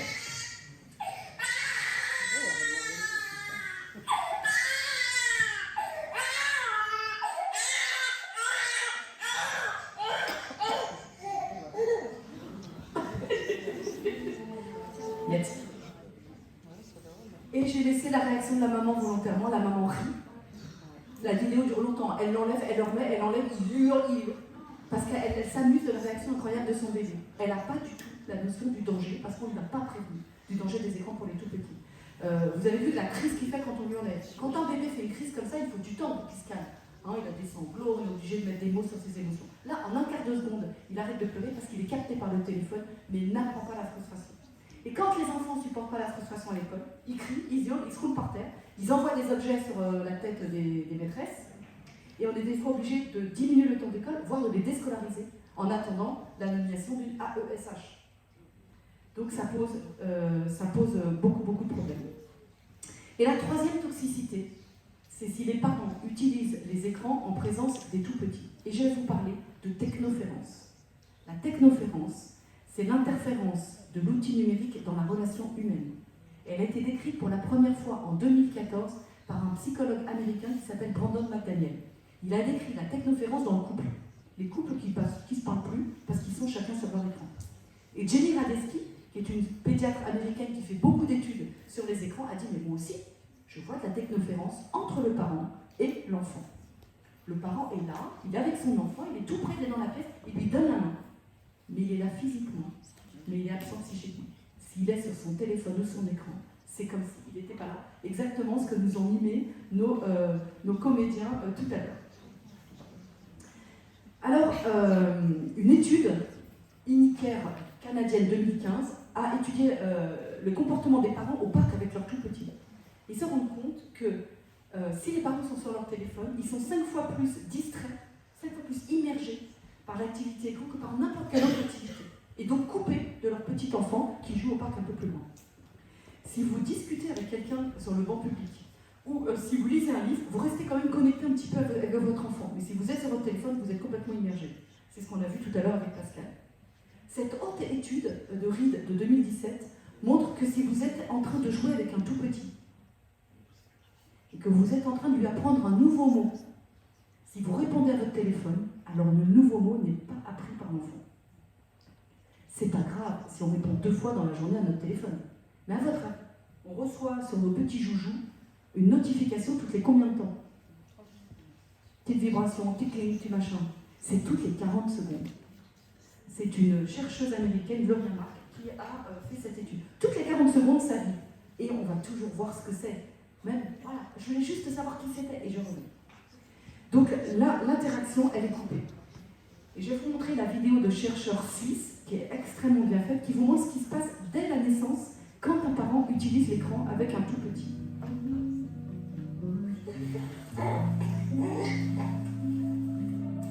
Donc on voit vraiment toute cette installation pour l'allaitement et on voit cette interaction, ce lien qui se crée. On dit de sensorialité à sensorialité. Et c'est ce qu'on attend qui doit se mettre en place en fait. Et vraiment, il y a un accordage qui se met en place pour qu'en fait ce moment d'allaitement se passe harmonieusement. Ce regard, cet échange qui est créé, crée une boucle, un cercle vertueux qui fait que là, il est en train de créer la relation d'attachement avec sa maman. Si on n'est pas là avec le bébé, il peut s'endormir très vite, ne pas avoir assez pris à manger, et du coup réclamer beaucoup plus vite à manger. Ce qui fait qu'après on se retrouve avec des bébés qui ne sont jamais satisfaits et qui deviennent peu réguliers dans leur rythme. Ça, c'est un facteur d'épuisement aussi pour les parents. Le problème des écrans, c'est que si c'est utilisé trop souvent, ça vient trop régulièrement casser cette cohérence en fait. Cette rencontre où tout se met ensemble. Et finalement, est-ce que ce que je fais sur le téléphone peut attendre? Parce que l'enfant, on voit bien que c'est difficile pour lui d'attendre et qu'il a besoin de cette qualité de présence pour être bien, pour bien manger, pour manger en continu. C'est vrai que le problème de l'écran, c'est qu'il est silencieux, il est invisible là pour les petits. Enfin, le petit ne peut pas mettre du sens. C'est-à-dire qu'elle est dans son temps, donc elle ne s'ajuste pas à lui, elle ne lui offre pas quelque chose qui permette de l'apaiser, et du coup, lui, il a de la peine, donc il réclame. Et voilà, quelques minutes comme ça, c'est jamais très grave, mais si c'est très souvent dans la journée, il ne se sent pas entendu. C'est très joli parce qu'il fait ses... Il tape les pieds ensemble, il fait ses jambes trompées qui sont vraiment quelque chose de super sympa pour le petit. Pareil, il y a ses rencontres regards, ses rencontres mimiques, le faciès, il y a la voix. Allô. Je trouve que ce qui est fou avec le téléphone, il y a cette attention de ne pas faire trop long, mais qu'après on est aussi tout de suite happé par « Ah, j'ai reçu un message, ah, j'ai scrollé un petit peu ». Et finalement, c'est une sorte de gouffre à attention. Face à l'écran, en fait, il y a cet état de still face, en fait, où il y a comme un masque qui vient se poser sur le visage de l'adulte qui est en train de regarder son écran ou de consulter son écran. Ce qu'on voit, c'est qu'il est complètement happé par l'écran. Alors là, il y a aussi la notion vraiment de tout ce qui est lumineux, hein, ça fait vraiment plein d'effets lumineux comme ça qui sont complètement hypnotisants. Et du moment qu'il est attiré par cet élément-là, il ne peut plus se concentrer sur sa propre tâche qui est de se nourrir, de t'aider et puis de fabriquer sa relation avec son environnement. Et comme il est en multitâche, et bien toutes les tâches sont dégradées.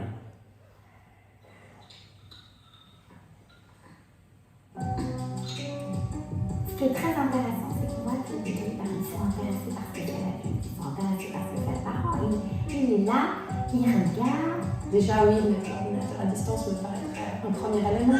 Et puis d'éviter de tourner l'écran, c'est-à-dire toujours penser que cette lumière, elle vient quand même chercher vraiment le regard et puis hypnotiser les petits. Comme c'est extrêmement difficile de ne pas faire attention à ces écrans lumineux, il faut mieux les éteindre pendant un petit laps de temps et puis les rallumer quand on en a besoin. Sans commentaire, je pense que la vidéo explique tout. C'est la vie d'aujourd'hui, et c'est la vie des parents d'aujourd'hui. Vous voyez, le besoin d'information dès la maternité en direction des parents. Alors d'autres troubles, ce sont ce qu'on appelle les troubles 10. Alors même si on n'en parle pas chez les tout petits, on en parle des fois maintenant, avant c'était 6 ans, maintenant dès 4-5 ans on peut commencer à en parler. 10% des enfants sont diagnostiqués 10, mais les enseignants me disent, Madame Ducanda, des fois c'est un tiers de la classe qui ont des troubles 10. Le plus fréquent des troubles 10, c'est le TDAH. Ça veut dire, vous savez, un trouble de l'attention avec hyperactivité, ou TDA, trouble de l'attention sans hyperactivité. Mais c'est souvent avec hyperactivité. On a une explosion des diagnostics. De plus en plus d'enfants sont diagnostiqués TDAH. 116% d'augmentation de diagnostics en 9 ans. Si l'enfant il passe 5 heures par jour dans les écrans, on a vu les tout petits c'est 3 heures, après c'est 4 heures et des fois le matin avant l'école, eh ben, ça développe l'attention réflexe, il est capté, mais pas la concentration. Le parent est inquiet, il va voir son médecin, qui l'emmène voir un spécialiste du TDAH. Si ce spécialiste n'est pas formé aux écrans, il ne pose pas la question. Quand il va faire son test, parce que c'est un diagnostic clinique, il va faire son petit test, il va poser ses petites questions. Qu'est-ce qui va se passer? Il coche toutes les cases.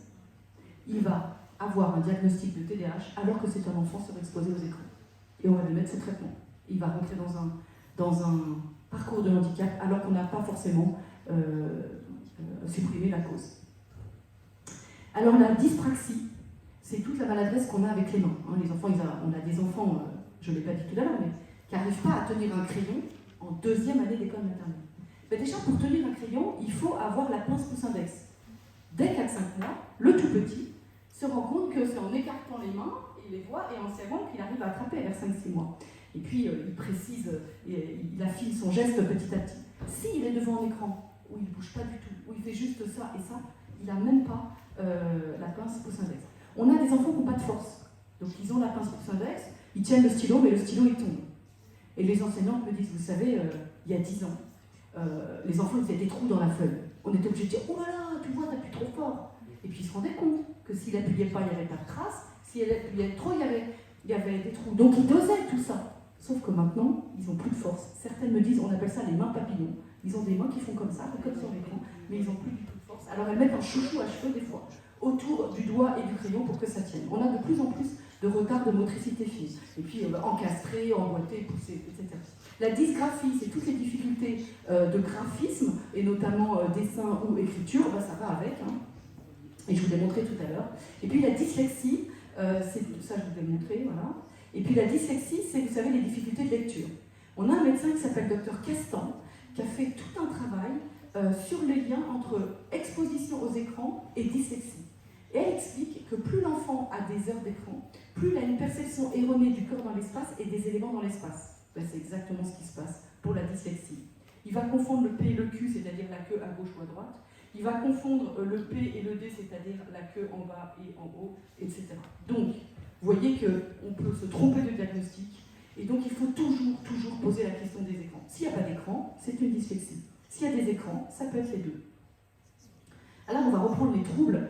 Les troubles de l'attention, évidemment, sont les plus fréquents. L'enfant, il ne peut pas se poser, il ne peut pas rester concentré sur quelque chose, voire ils sont très agités dans les classes, ce qui pose énormément de problèmes. Certaines enseignantes me disent on a même des enfants tornades. Ils arrivent dans une pièce, ils ne peuvent pas s'empêcher de tout prendre et de tout jeter par terre. C'est extrêmement compliqué dans une crèche, extrêmement compliqué dans une école. Alors les troubles 10, on l'a vu, les retards cognitifs. Le cerveau ne peut pas créer de connexion cérébrale avec les écrans, on l'a vu. Et il y a plus de 6600 études internationales qui montrent les dégâts des écrans sur les enfants. Mais je vais vous citer celle qui est très connue, canadienne, de 2000, je ne me souviens plus de l'année, sur 2441 enfants de Madigan, 2019. Et donc c'est très intéressant. C'est très intéressant parce qu'on vous dit des fois, l'enfant il a des troubles, c'est peut-être pas à cause des écrans, c'est peut-être parce qu'il a des troubles qu'il aime les écrans et qu'il va sur les écrans. Peut-être, mais je peux vous assurer que le contraire est vrai. Et dans cette étude, ils ont fait passer des tests de ASCII, c'est des tests de capacité cognitive, à 2 ans, 3 ans et 5 ans. 2, 3, 5. Ici, ce sont des enfants qui ont un test ASCII qui est négatif, qui est insuffisant, et on voit qu'ils ne sont pas plus sur les écrans à 3 ans. Et quand ils ont un test ASCII qui n'est pas très bon à 3 ans, ils ne vont pas plus sur les écrans à 5 ans. Par contre, les enfants qui ont beaucoup d'écrans à 2 ans ont un test de capacité cognitive défavorable à 3 ans, et ceux qui ont beaucoup d'écrans à 3 ans, ils ont un test de capacité cognitive insuffisant à 5 ans. Donc c'est bien la preuve que c'est la dose d'écran qui donne la baisse des capacités cognitives. Alors, on va parler de l'intolérance à la frustration. Ça, on a fait l'intolérance à l'effort. Un jour, il y a un petit garçon de 4 ans qui est rentré dans mon cabinet. Il avait le téléphone de sa maman à la main et il est en train de faire, avec une application de dessin, un magnifique bateau. En quelques secondes, il y avait la mer, le mât, le bois, ouais, tous les détails. Je lui dis, ce serait bien que ce soit toi qui fasses le dessin, t'es d'accord? Il me dit oui. Je lui donne des crayons de couleur, je lui donne une feuille, et puis il s'applique pendant un quart d'heure, il tire la langue et essaie de faire un dessin, un bateau. Le bateau, les traits n'étaient pas très droits, le mât il était tout tordu, il essaye de colorier, ça dépasse, il essaye de colorier l'eau, ça fait des trous, il arrête, il reprend le téléphone de sa maman.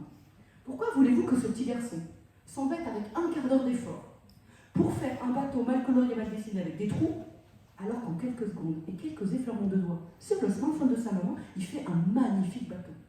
Donc il faut bien expliquer aux parents que sur les écrans, c'est pas l'enfant qui fait, c'est l'écran. Et que donc ça n'a aucun intérêt pour l'enfant. Et puis l'enfant, il doit commencer, il n'arrive pas au départ, c'est bien parce qu'il rate, qu'il recommence, qu'il s'entraîne, qu'il s'améliore. Et les enseignantes me disent, on a de plus en plus d'enfants. Vous savez, on fait les petits ateliers à 10h le matin, sur la table, chacun va à son petit atelier, qui disent non, je veux pas, je peux pas, je n'y arrive pas, c'est trop dur maîtresse, aide-moi. Sauf que la maîtresse, elle ne peut pas être à côté de chaque enfant. Donc là aussi, c'est un cas où on peut demander une AESH pour cet enfant qui a toujours besoin de quelqu'un à côté de lui. Et puis, les troubles du sommeil.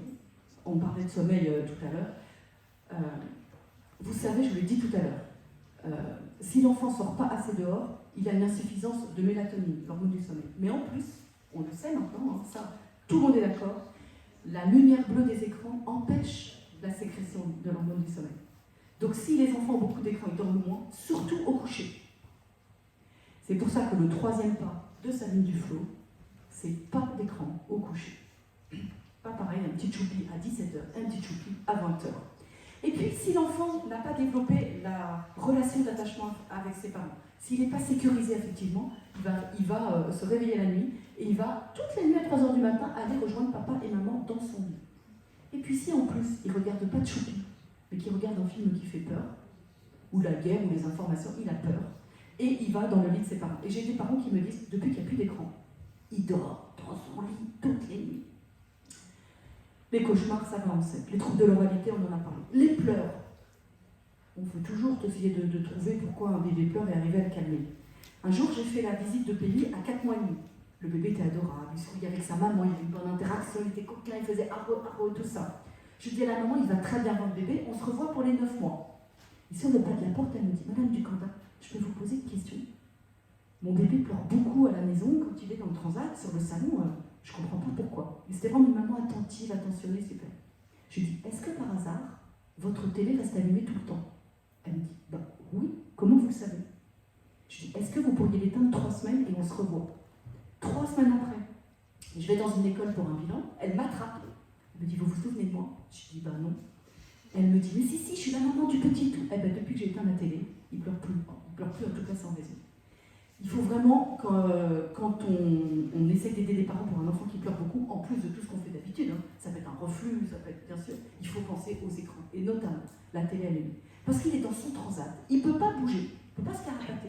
Et il a cette dose de son et de lumière en permanence, 24 heures sur 24, et c'est hyper stressant pour lui. Il faut vous dire que quand un bébé est dans une pièce où la télé est allumée, c'est comme s'il était en boîte de nuit. Ou un dessin animé. C'est comme si on allumait pour vous la sirène à incendie en permanence. C'est un niveau de stress pour le cerveau extrême.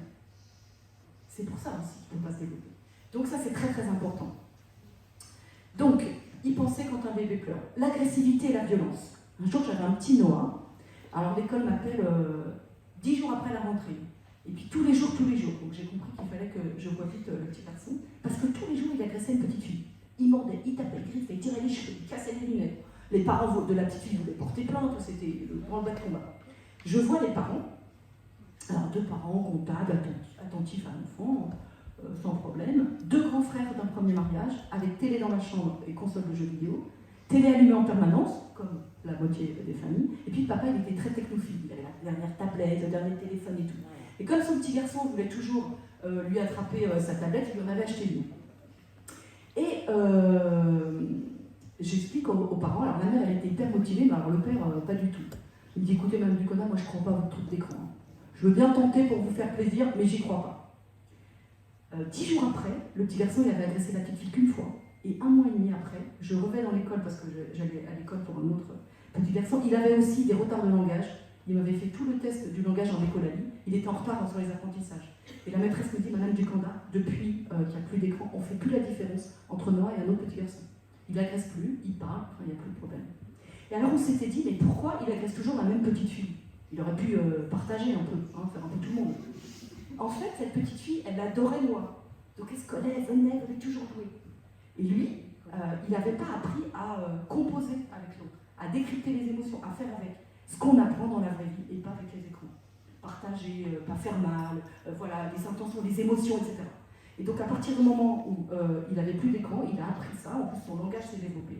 Et donc ça a été beaucoup mieux. Tout le monde était content. Les intérêts restreints et les stéréotypies. Alors mouvement répétitif, geste restreint, stéréotypie. Le plus important c'est le flapping. L'enfant il fait ça avec ses mains comme un petit oiseau qui s'envole. Le spinning, il tourne sur lui-même comme ça. Il fait la toupie. Ou bien dans une pièce, il tourne dans la pièce, il fait la toupie dans la pièce. Vous voyez ce que je veux dire? Il tourne dans la pièce, pardon. Il peut agiter ses mains comme ça. J'en ai un qui a pris tous les crayons de ma boîte de crayons et qui se les est passé dans les yeux comme ça. Hop, hop, hop, comme ça. Vous avez aussi ceux qui ouvrent les portes des interrupteurs tout le temps, ceux qui font rouler les roues des voitures, pardon, tourner les roues des voitures au lieu de faire boum boum. Vous avez ceux qui regardent une fenêtre, un miroir, un mur pendant 1 heure, ou ceux qui alignent les jouets, comme cette petite fille. Elle aligne tous ses doudous. Ces symptômes, on les voit dans un trouble très spécifique qu'on appelle l'autisme, le trouble du spectre autistique. Ça fait partie de la définition mouvement répétitif, stéréotypie et trouble des interactions. Pourquoi on les voit chez les enfants surexposés? La réponse vient sûrement de Bordeaux, l'ancien chef de service de neuropédiatrie, Dr Pédespan, qui, quand j'ai fait ma vidéo en mars 2017, a été interrogé par un média qu'on appelle le Midi Libre. Ils ont fait un article qui s'appelle « Surexposition aux écrans, des dégâts considérables sur les jeunes enfants ». Alors on lui a dit « Qu'est-ce que vous pensez de la vidéo de Madame Ducanda ?» Alors il a dit que l'enfance développait grâce au sens, voilà, tout ce que je raconte, et il a rajouté une phrase que je cite tout le temps. « Une exposition précoce, intense et répétitive de stimulation visuelle et sonore est susceptible d'envahir certains circuits neuronaux qui initialement étaient voués à d'autres fonctions. Le développement cérébral se ferait de façon aberrante. » Ça veut dire quoi? Ça veut dire que non seulement le temps d'écran vole du temps indispensable à l'enfant d'interaction et d'exploration, mais en plus c'est pas neutre. Le fait, et c'était dit dans la vidéo, le fait qu'il soit bombardé d'images et de sons entraînerait la création de mauvaises connexions dans son cerveau qui prend la place des bonnes. C'est quand même embêtant tout ça. Et on n'avait pas d'études jusqu'à maintenant. Il y a une étude qui vient de sortir en janvier par Karen Leffler, l'américaine. Elle a montré que les enfants qui étaient surexposés aux écrans dans les premières années avec beaucoup plus de développement d'atypie sensorielle ou de stéréotypie que les autres. Alors vous savez que vers 18 mois, il se passe un truc incroyable dans le cerveau humain. Le cerveau va faire un tri des connexions cérébrales.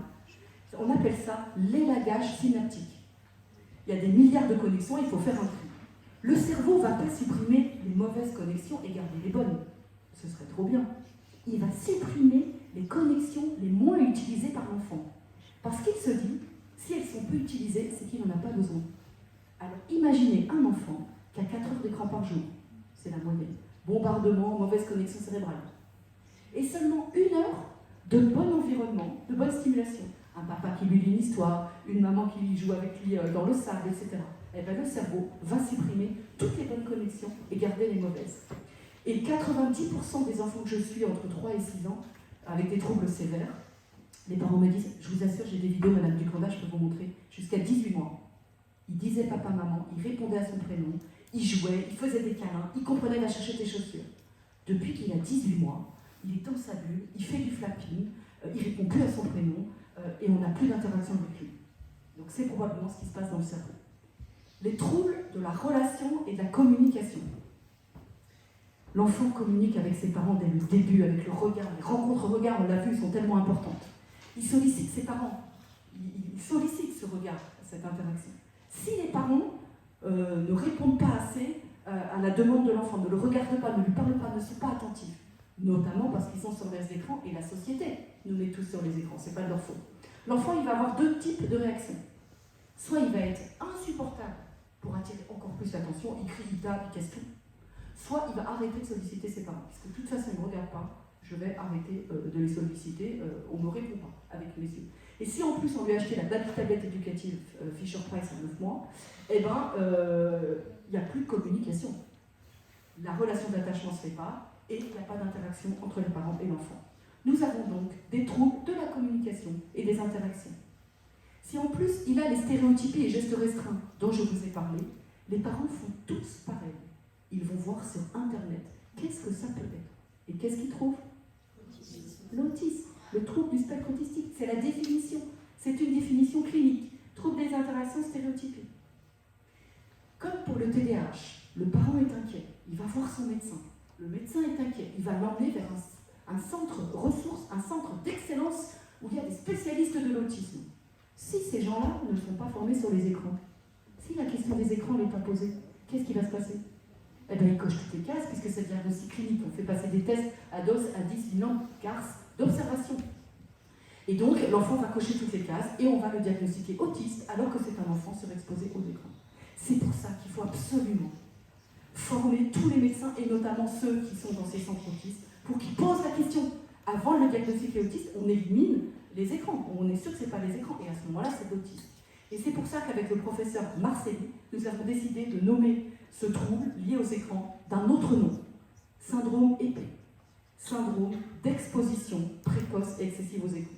Donc un enfant a ces troubles, il faut poser la question des écrans. S'il n'y a pas d'écran, ce n'est pas un épais, c'est un autisme. S'il y a des écrans, ça peut être les deux. Mais il faut absolument tenter l'arrêt des écrans, parce que ce n'est pas du tout le même trouble, ça n'a rien à voir.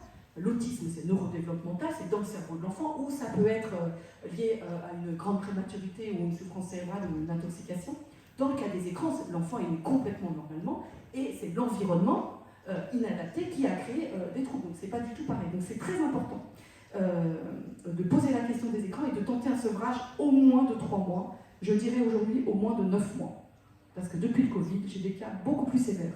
Et autant avant, en moins 2 mois, j'avais des enfants qui récupéraient les interactions, autant maintenant il faut 1 an à 2 ans, surtout le langage. Alors j'ai plein d'exemples, j'en suis à, je sais pas moi, 300 patients peut-être. Donc je vais vous citer l'exemple du petit Adam. Donc il est né en août 2014, et en août 2014, à 2 ans 8 mois, il a des troubles sévères. Il est dans sa bulle, il ne réagit pas à son prénom, il ne veut aucun câlin, personne ne peut l'approcher dans la famille. Il dit un mot, non, et il a des violentes crises de frustration. Le centre d'évaluation et de diagnostic de l'autisme fait le diagnostic TED, parce qu'avant on appelait ça TED, trouble envahissant du développement, ou encore appelé TSA. Ils expliquent déficit de la communication et des interactions, Auto-agressivité, Adam passe 80% du temps de la consultation à se frapper, soit une partie du bras, soit la tête. 2 mois après, le papa tombe sur ma vidéo. Il m'appelle à la PMI et il me dit, vous savez, la télé est allumée en permanence et il regarde pendant des heures Dora l'exploratrice et la Reine des Neiges avec sa sœur de 8 ans. D'ailleurs, il dit comme Dora, il dit daddy, daddy. Dès 8 mois, on lui a donné le smartphone et puis la tablette, il regarde des comptines. Il adore ça. Et puis les parents sont impressionnés par le talent d'Adam sur les écrans. Le soir même de notre coup de téléphone, les parents stoppent tous les écrans. Ils mettent une couverture sur la télé. Ils stoppent la tablette, ils stoppent le smartphone, ils s'achètent des jouets, ils sortent dehors. Pendant 2 semaines, il va se taper la tête par terre. En mars 2018, il m'envoie une vidéo où l'enfant parle, joue, comprend tout.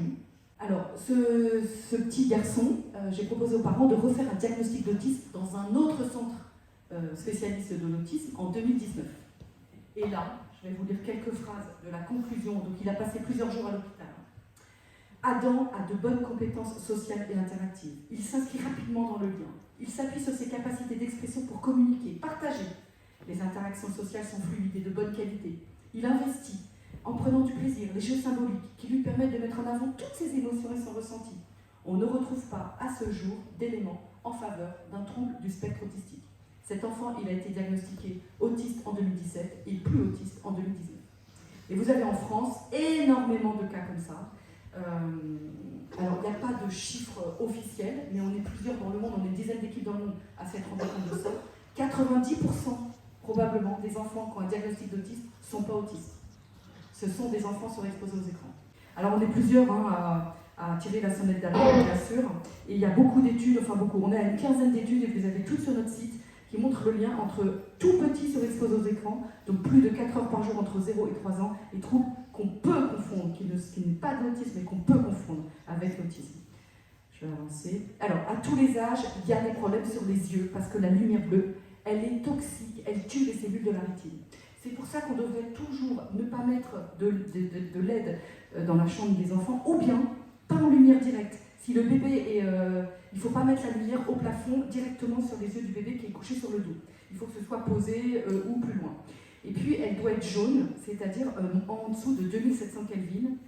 Et au niveau de la puissance, 830 lumens maximum, c'est-à-dire 75 watts maximum. Il faut faire attention à tout ça.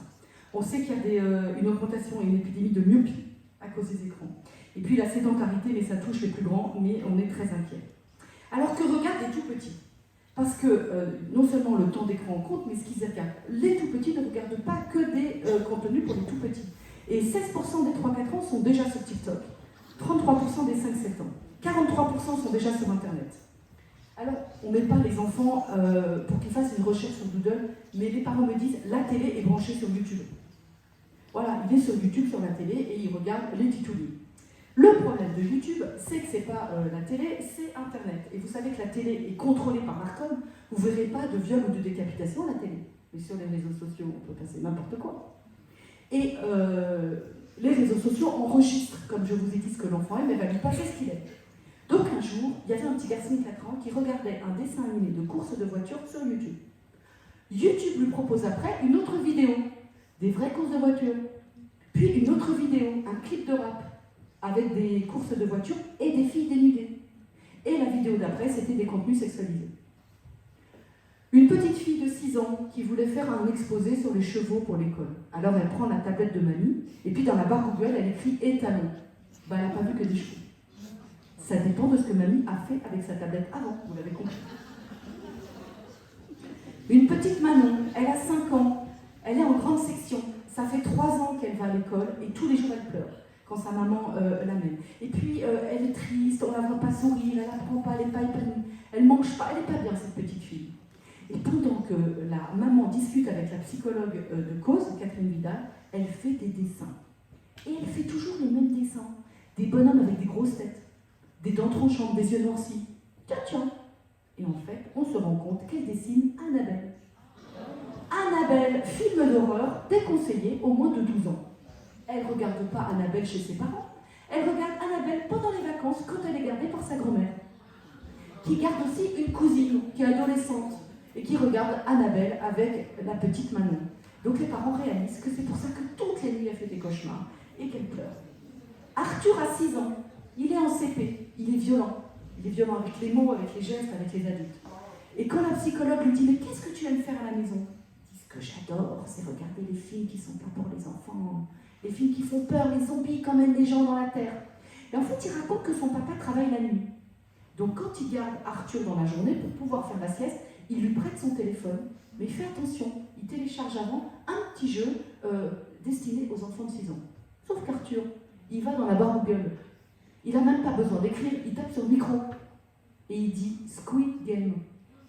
Et comme le papa est abonné à Netflix, tous les épisodes de Squid Game se sont téléchargés. Squid Game, film déconseillé aux moins de 16 ans, tellement c'est violent. Et donc ce papa, il pense qu'il gère extrêmement bien les écrans de son petit garçon. Vous voyez que c'est pas du tout facile. Alors Squid Game, ça a été un gros succès en 2021, je ne sais pas si vous vous souvenez, sur Netflix, c'est 380 millions de téléspectateurs, mais tous les enfants jouaient à Squid Game dans la cour de l'école. Et donc les enseignantes, elles ont été obligées de mettre un mot, parce que nous vous sensibilisons sur un phénomène constaté ces dernières semaines dans la cour de récré. Une majorité d'élèves s'amusent à des jeux comme 1, 2, 3 soleil, c'est comme dans le film, hein, mais qu'ils revisitent en version « Quand tu bouges, je te tue ». Les propos sont violents et directement inspirés de Squid Game, etc., etc., etc. On n'en entend plus parler. Ici, j'ai une petite Zoé qui a 6 ans, qui est en CP. Elle a des gros troubles de l'attention et des gros troubles de l'apprentissage. Et elle dessine ça. Et c'est quoi qu'elle dessine? C'est le hype. La série sur Netflix interdit aux moins de 13 ans. Alors, par rapport au contenu, vous savez que l'ARCOM, l'ancien CSA, 2 fois par an, pendant 3 jours, passe des petites vidéos de prévention à la télé. Il en faut beaucoup plus que ça. Mais je trouve que la vidéo est bien faite, je vais vous la montrer. Je me suis couchée tard hier, j'ai encore regardé cette série, la seule que j'ai pas le droit de voir. Il y avait une petite fille qui se coupait la tête, un bébé qui se noyait, c'était horrible. Mais ça m'a pas empêché de tout regarder. Et vu que j'ai la tablette dans ma chambre et que j'ai récupéré les codes, ce soir, je continue. Mais tout ça, je ne dirai jamais. J'ai que 9 ans. Nos conseils pour les protéger sur csa.fr. Donc c'est bien, mais sauf qu'il faut beaucoup plus de prévention. Alors YouTube Kids. Certains vont vous dire, ah ben YouTube Kids, c'est pour les enfants, donc il n'y a aucun problème. Sauf que, qu'est-ce que fait YouTube? Ils veulent que les enfants, qu'il y ait beaucoup de vues. Comme ça, il y a beaucoup de recettes de la publicité. Donc ils vont utiliser les personnages préférés des enfants, Reine des Neiges, Mickey, je sais pas quoi, Spider-Man, mais c'est pas les vrais. C'est des faux dessins animés ou des faux films avec des comédiens qu'ils embauchent pour faire de l'argent. Et donc c'est du n'importe quoi. Hein. Vous voyez la Reine des Neiges qui couche avec Spider-Man, la Reine des Neiges qui couche avec sa sœur et qui vomit. Vous avez, c'est très scatologique, un pipi caca partout. La Reine des Neiges, elle se tranche les doigts, il y a du sang partout, elle hurle. Donc si vos enfants sont terrorisés dans leur chambre à regarder un petit dessin animé que vous pensez pour eux, regardez avec eux. Ne laissez jamais un tout petit sur l'écran, surtout s'il est connecté à Internet. Alors les parents ont peur des inconnus, ils ont peur des accidents, ils ont peur des maladies, mais ils n'ont pas peur des écrans. Parce que tout le monde a des écrans à la maison, et puis on adore regarder les infos et les séries. Alors les écrans ont envahi progressivement la maison. Alors à l'école, si l'enfant ne peut pas se concentrer, s'il a un retard cognitif, de langage ou moteur, s'il ne supporte pas la frustration ou qu'il est agressif, s'il a un trouble 10 ou un syndrome épais, on va demander une AESH. Tout le monde sait ce que c'est? Accompagnant pour élèves en situation de handicap. Et pour faire la demande, on fait un dossier de handicap à la MDPH, Maison départementale des personnes handicapées. 300% d'augmentation de demande de dossier ces 10 dernières années. Alors que ces enfants, alors les enfants surexposés aux écrans ont des troubles et ils ont besoin. Moi je fais toutes les semaines des dossiers MDPH, tout le temps. Ils ont besoin d'aide, ils ont ces troubles, mais ils n'auraient jamais dû avoir ces troubles. C'est complètement évitable. Vous avez ici les chiffres de l'éducation nationale du ministère. L'évolution du nombre d'enfants handicapés dans les écoles selon leur type de handicap entre 2010 et 2021 pour les enfants de 3 ans à 11 ans. Qu'est-ce qu'on voit? C'est que les troubles physiques, un malvoyant, un malentendant, un trouble viscéral, c'est très peu des dossiers de handicap aujourd'hui. La majorité des dossiers de handicap, ce sont des retards de développement et des troubles du comportement. Les retards intellectuels et cognitifs, plus 24%. Les troubles du psychisme, plus 54%. Les troubles du langage, plus 94%. Et il y a tellement d'enfants qu'au diagnostic autiste qu'ils ont retiré l'autisme à droite, là, de la catégorie psychisme et ils en ont fait une catégorie à part. Et vous voyez que non seulement les troubles physiques, ça représente qu'une petite partie, mais ils n'augmentent pas, alors que les autres n'arrêtent pas d'augmenter. Donc quand on vous dit, on se réjouit qu'il y ait de plus en plus d'enfants handicapés dans les écoles, ça veut dire qu'on les intègre mieux. Mais non, on les intègre pas mieux. Peut-être qu'on les intègre mieux. Mais si c'était parce qu'on les intégrait mieux, il y aurait tous les troubles, qu'au contraire. Or, il n'y a que certains troubles qui augmentent. Donc c'est surtout qu'on a une augmentation des enfants en difficulté. Alors par rapport à l'autisme, il y avait un enfant diagnostiqué autiste sur 10 000 enfants en 1975. Est-ce que vous connaissez la fréquence aujourd'hui? En France, c'est un enfant sur 50. Aux États-Unis, c'est un enfant sur 36. Alors on en parlera tout à l'heure sur les pourquoi. Ici, vous avez une étude américaine de mars 2023, c'est très récent. Ils ont corrélé le temps d'écran, moins d'1 heure d'écran, 1 heure d'écran, 2 heures d'écran, 3 heures d'écran, 4 heures d'écran, aux troubles. Troubles du comportement, troubles du développement, retard intellectuel, langage, apprentissage, autisme, attention. Ils voient aux États-Unis les mêmes troubles que nous. Et on voit que c'est complètement corrélé. Il y a un effet dose. Plus il y a d'écran, plus il y a de troubles. Le problème de tous ces troubles, c'est qu'on met les enfants sous traitement. Vous savez que quand ils sont TDAH, on les met sous Ritaline, qu'on pense qu'ils sont TDAH, ou Concerta. Quand ils sont agressifs, on les met sous Risperdal. Quand ils ne dorment pas, on les met sous mélatonine. Alors vous connaissez tous la PCO, plateforme de coordination et d'orientation des troubles du neurodéveloppement dans l'autisme, qui existe dans tous les départements maintenant depuis quelques années pour les enfants de 0 à 7 ans. C'est bien parce que ça permet d'offrir des soins plus rapidement et avec un forfait financier, sauf que dans tous les facteurs de risque de TND, il n'y a pas les écrans. Alors que ça devrait apparaître au moins comme diagnostic différentiel. Donc de plus en plus de médecins cochent les cases et rajoutent 4 heures d'écran, 8 heures d'écran, 5 heures d'écran. Pareil dans les dossiers MDPH, tout le monde rajoute. J'ai travaillé dans le 77 et la PCO m'a dit, Madame Ducanda, il faut venir nous former parce que la plupart des enfants qu'on nous adresse sont des enfants surexposés aux écrans et on n'a pas le temps. On ne sait pas faire, on n'a pas le temps de creuser cette question des écrans. Je vais passer. Alors comment on fait quand les enfants sont surexposés aux écrans? Donc s'il y a des troubles avant 6 ans et qu'on suspecte que ce soit les écrans, il faut faire un entretien. Il faut prendre le temps avec les parents. Moi, mes consultations durent 1 heure à 1 heure et demie. Il faut si possible avoir les 2 parents. Parce que c'est vraiment des habitudes familiales, les écrans. Des fois, j'ai que la maman, des fois, j'ai que le papa, mais si je peux, je demande les 2 parents, même quand ils sont séparés. Alors, nous, les médecins, on est beaucoup formés, pas les médecins de PMI, mais quand on sort de la fac, sur les maladies. Mais sur le développement de l'enfant, on n'est pas tellement formés. Donc, j'ai fait ce petit rappel. Il faut savoir qu'un enfant, dès 9 mois, il répond à son prénom. À 2 mois, il accroche le regard et dit « Arreux ». À 12 mois, il pointe du doigt et il commence à comprendre les consignes. Et on devrait former beaucoup les médecins sur ces compétences. Alors j'ai mis, là aussi, je ne sais pas si on a le temps de tout, je vous passerai tout le PowerPoint, ça ne me gêne pas. Mais voilà, il faut s'inquiéter dès 2 mois s'il ne regarde pas dans les yeux. Dès 9 mois s'il ne répond pas à son prénom. Donc moi, quand je vais appeler un enfant dans la salle d'attente, je fais attention qu'il ne me voit pas et j'appelle pour voir s'il répond au prénom. S'il a des stéréotypies comme du flapping, on s'inquiète tout le temps. S'il fait tourner les roues des voitures tout le temps, on s'inquiète aussi. S'il reste figé, s'il est agité, s'il ne se pose pas. Vous voyez, j'ai fait une petite liste pour qu'on repère quand est-ce qu'on s'inquiète qu'un enfant est en difficulté. Bien sûr, les retards de langage. Et si c'était les écrans? Alors il faut poser la question des écrans. Vous avez sur le site Cause un questionnaire pour vous aider, pour les parents et pour le professionnel. Vous avez des items ici comme laissez-vous en général votre télé allumée, votre enfant active son propre écran, etc. Et vous avez des scores en bleu. Alors ça n'a pas été validé scientifiquement, mais ça vous donne une idée. Peut-être que la première consultation, vous aurez 14 ou 30, et puis 3 mois après l'arrêt des écrans ou diminution des écrans, vous n'aurez peut-être que 2. Donc ça permet aux parents aussi de prendre conscience de la dose d'écran et de la surexposition. Si l'enfant est surexposé, c'est-à-dire la télé allumée en permanence, ou donc les études montrent 15 minutes d'écran par jour. Alors honnêtement, les enfants que je vois, ils ont plusieurs heures, mais à 1 demi-heure d'écran par jour, il faut quand même vous inquiéter. Eh bien, on explique aux parents ce qu'on n'a pas dit aux parents. Pourquoi en quoi les écrans impactent l'enfant et tous les troubles que ça peut donner. Vous savez, on est en train de découvrir que le retard de langage s'applique aux écrans. Ah bon? Moi je croyais qu'il allait apprendre à parler. Oui, c'est ce qu'on vous a dit. Mais... Donc on explique aux parents. Les parents, ils ont besoin de comprendre. Et il va falloir modifier toutes les habitudes familiales. C'est hyper dur ça. Et il faut arrêter de dire que les parents sont le problème. Les parents, ils ne sont pas le problème. Les parents, c'est la solution. C'est eux qui vont changer les habitudes familiales. C'est grâce à eux. Ils vont offrir un autre environnement à l'enfant et c'est grâce à eux, aidés par vous les professionnels, que l'enfant va redémarrer son développement. Alors, on ne demande pas à un parent de faire quelque chose qu'il ne peut pas.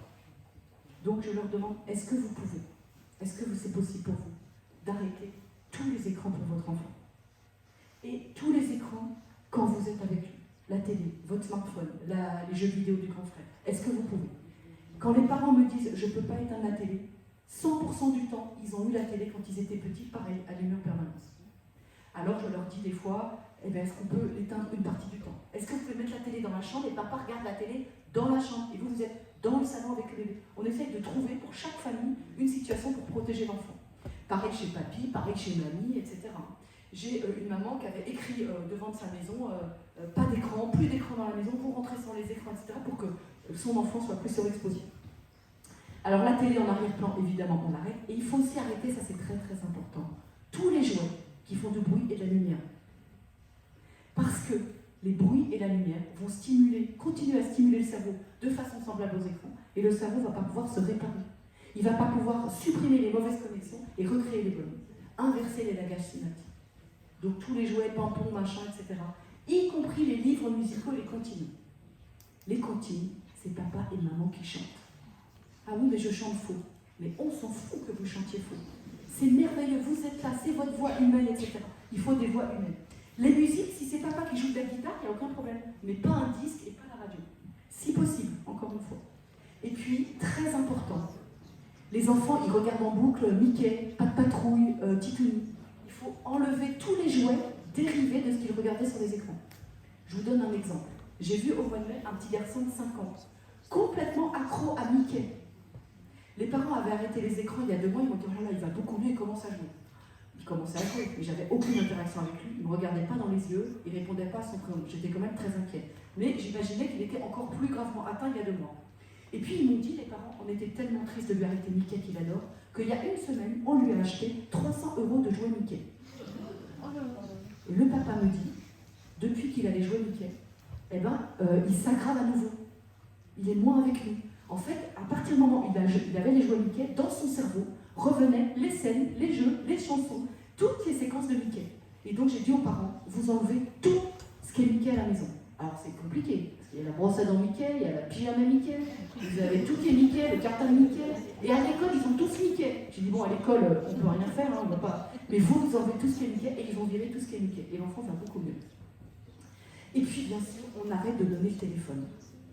Et on met un code dessus. Et vous ne faites pas comme une maman qui va dire j'ai mis un code, mais je vais donner le code. Ah ben non, on ne donne pas le code. Bien sûr, on n'achète pas de smartphone pour l'enfant. Je dis ça parce que de plus en plus de tout petits ont des smartphones. Le papa achète un nouveau modèle et donne l'ancien à le petit. Et puis, parler, jouer, sortir. Alors les jouets du milieu sonore, oui, je voulais vous montrer un peu, hein. Tous les jouets musicaux, tous les jouets qui récitent les chiffres, etc., c'est pas bon. Le trotteur zèbre parlant des 6 mois, l'enfant à 6 mois, il a besoin de jouets qui tient dans la main, qui fait tomber par terre, qui met dans une boîte. Alors, parler, jouer, sortir. C'est pas facile parce que l'enfant il ne regarde pas dans les yeux, il ne parle pas. Donc il faut que les parents se mettent à parler tout le temps. Comme un commentateur de foot. Allez, je prends ta chaussure, je mets ton pied, allez, là on sort, il fait ah ben maman est fatiguée, vous parlez tout le temps quoi. Après, des fois elle parle trop, je leur dis, vous arrêtez de parler de temps en temps, mais faut parler. Par contre, il faut surtout pas demander à l'enfant de parler ou de répéter. Tous les parents font ça. Parce que l'enfant, il a du mal à parler, et plus on lui demande, moins il va parler. Si vous savez que tout le monde vous regarde sur une scène, vous allez être gêné et vous n'allez pas le faire. Mais tout seul, vous allez pouvoir faire quelque chose.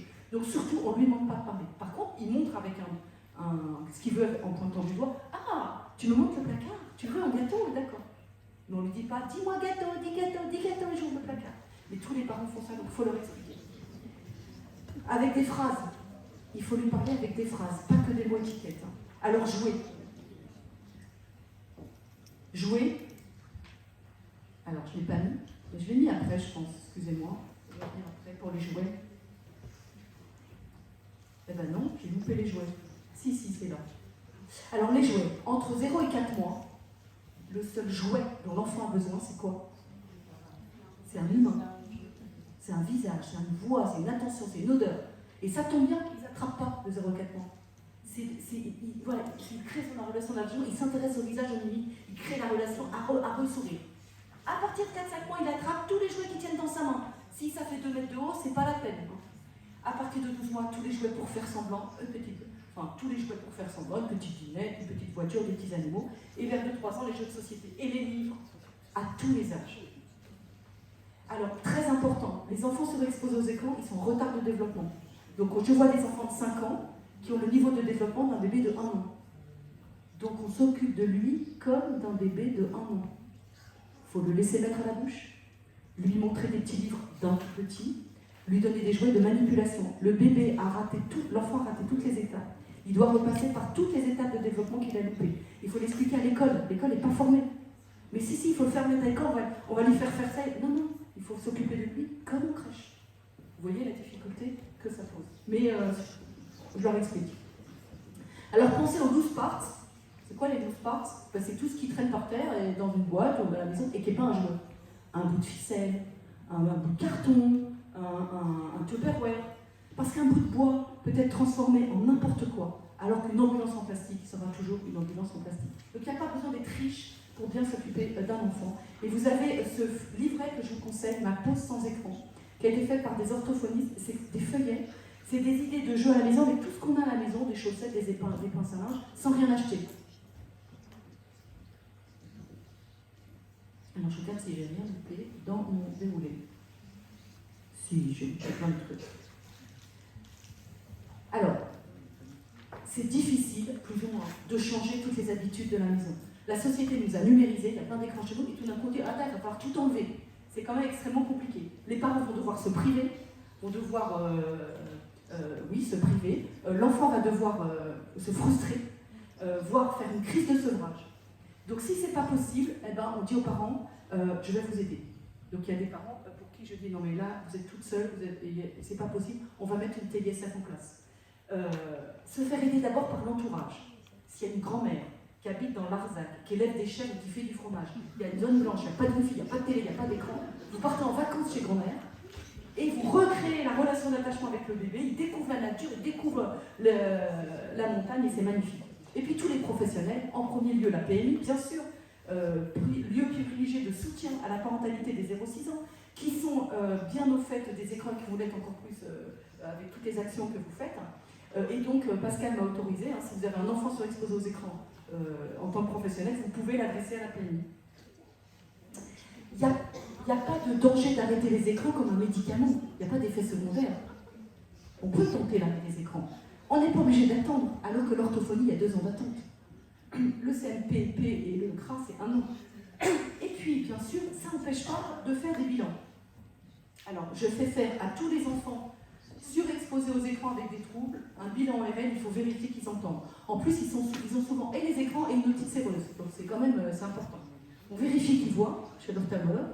Donc, si vous n'êtes pas médecin et que vous gérez les écrans, vous êtes directrice de crèche, vous essayez d'aider les parents à faire un sevrage d'écran, vous l'orientez vers le médecin, que le médecin fasse le bilan médical.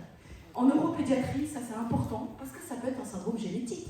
Ça peut être un syndrome de Rett, un Angelman, donc on fait une analyse génétique. On fait une IRM cérébrale et on fait une prise de sang pour voir si c'est pas une maladie métabolique. C'est quand même important, donc ça peut être autre chose.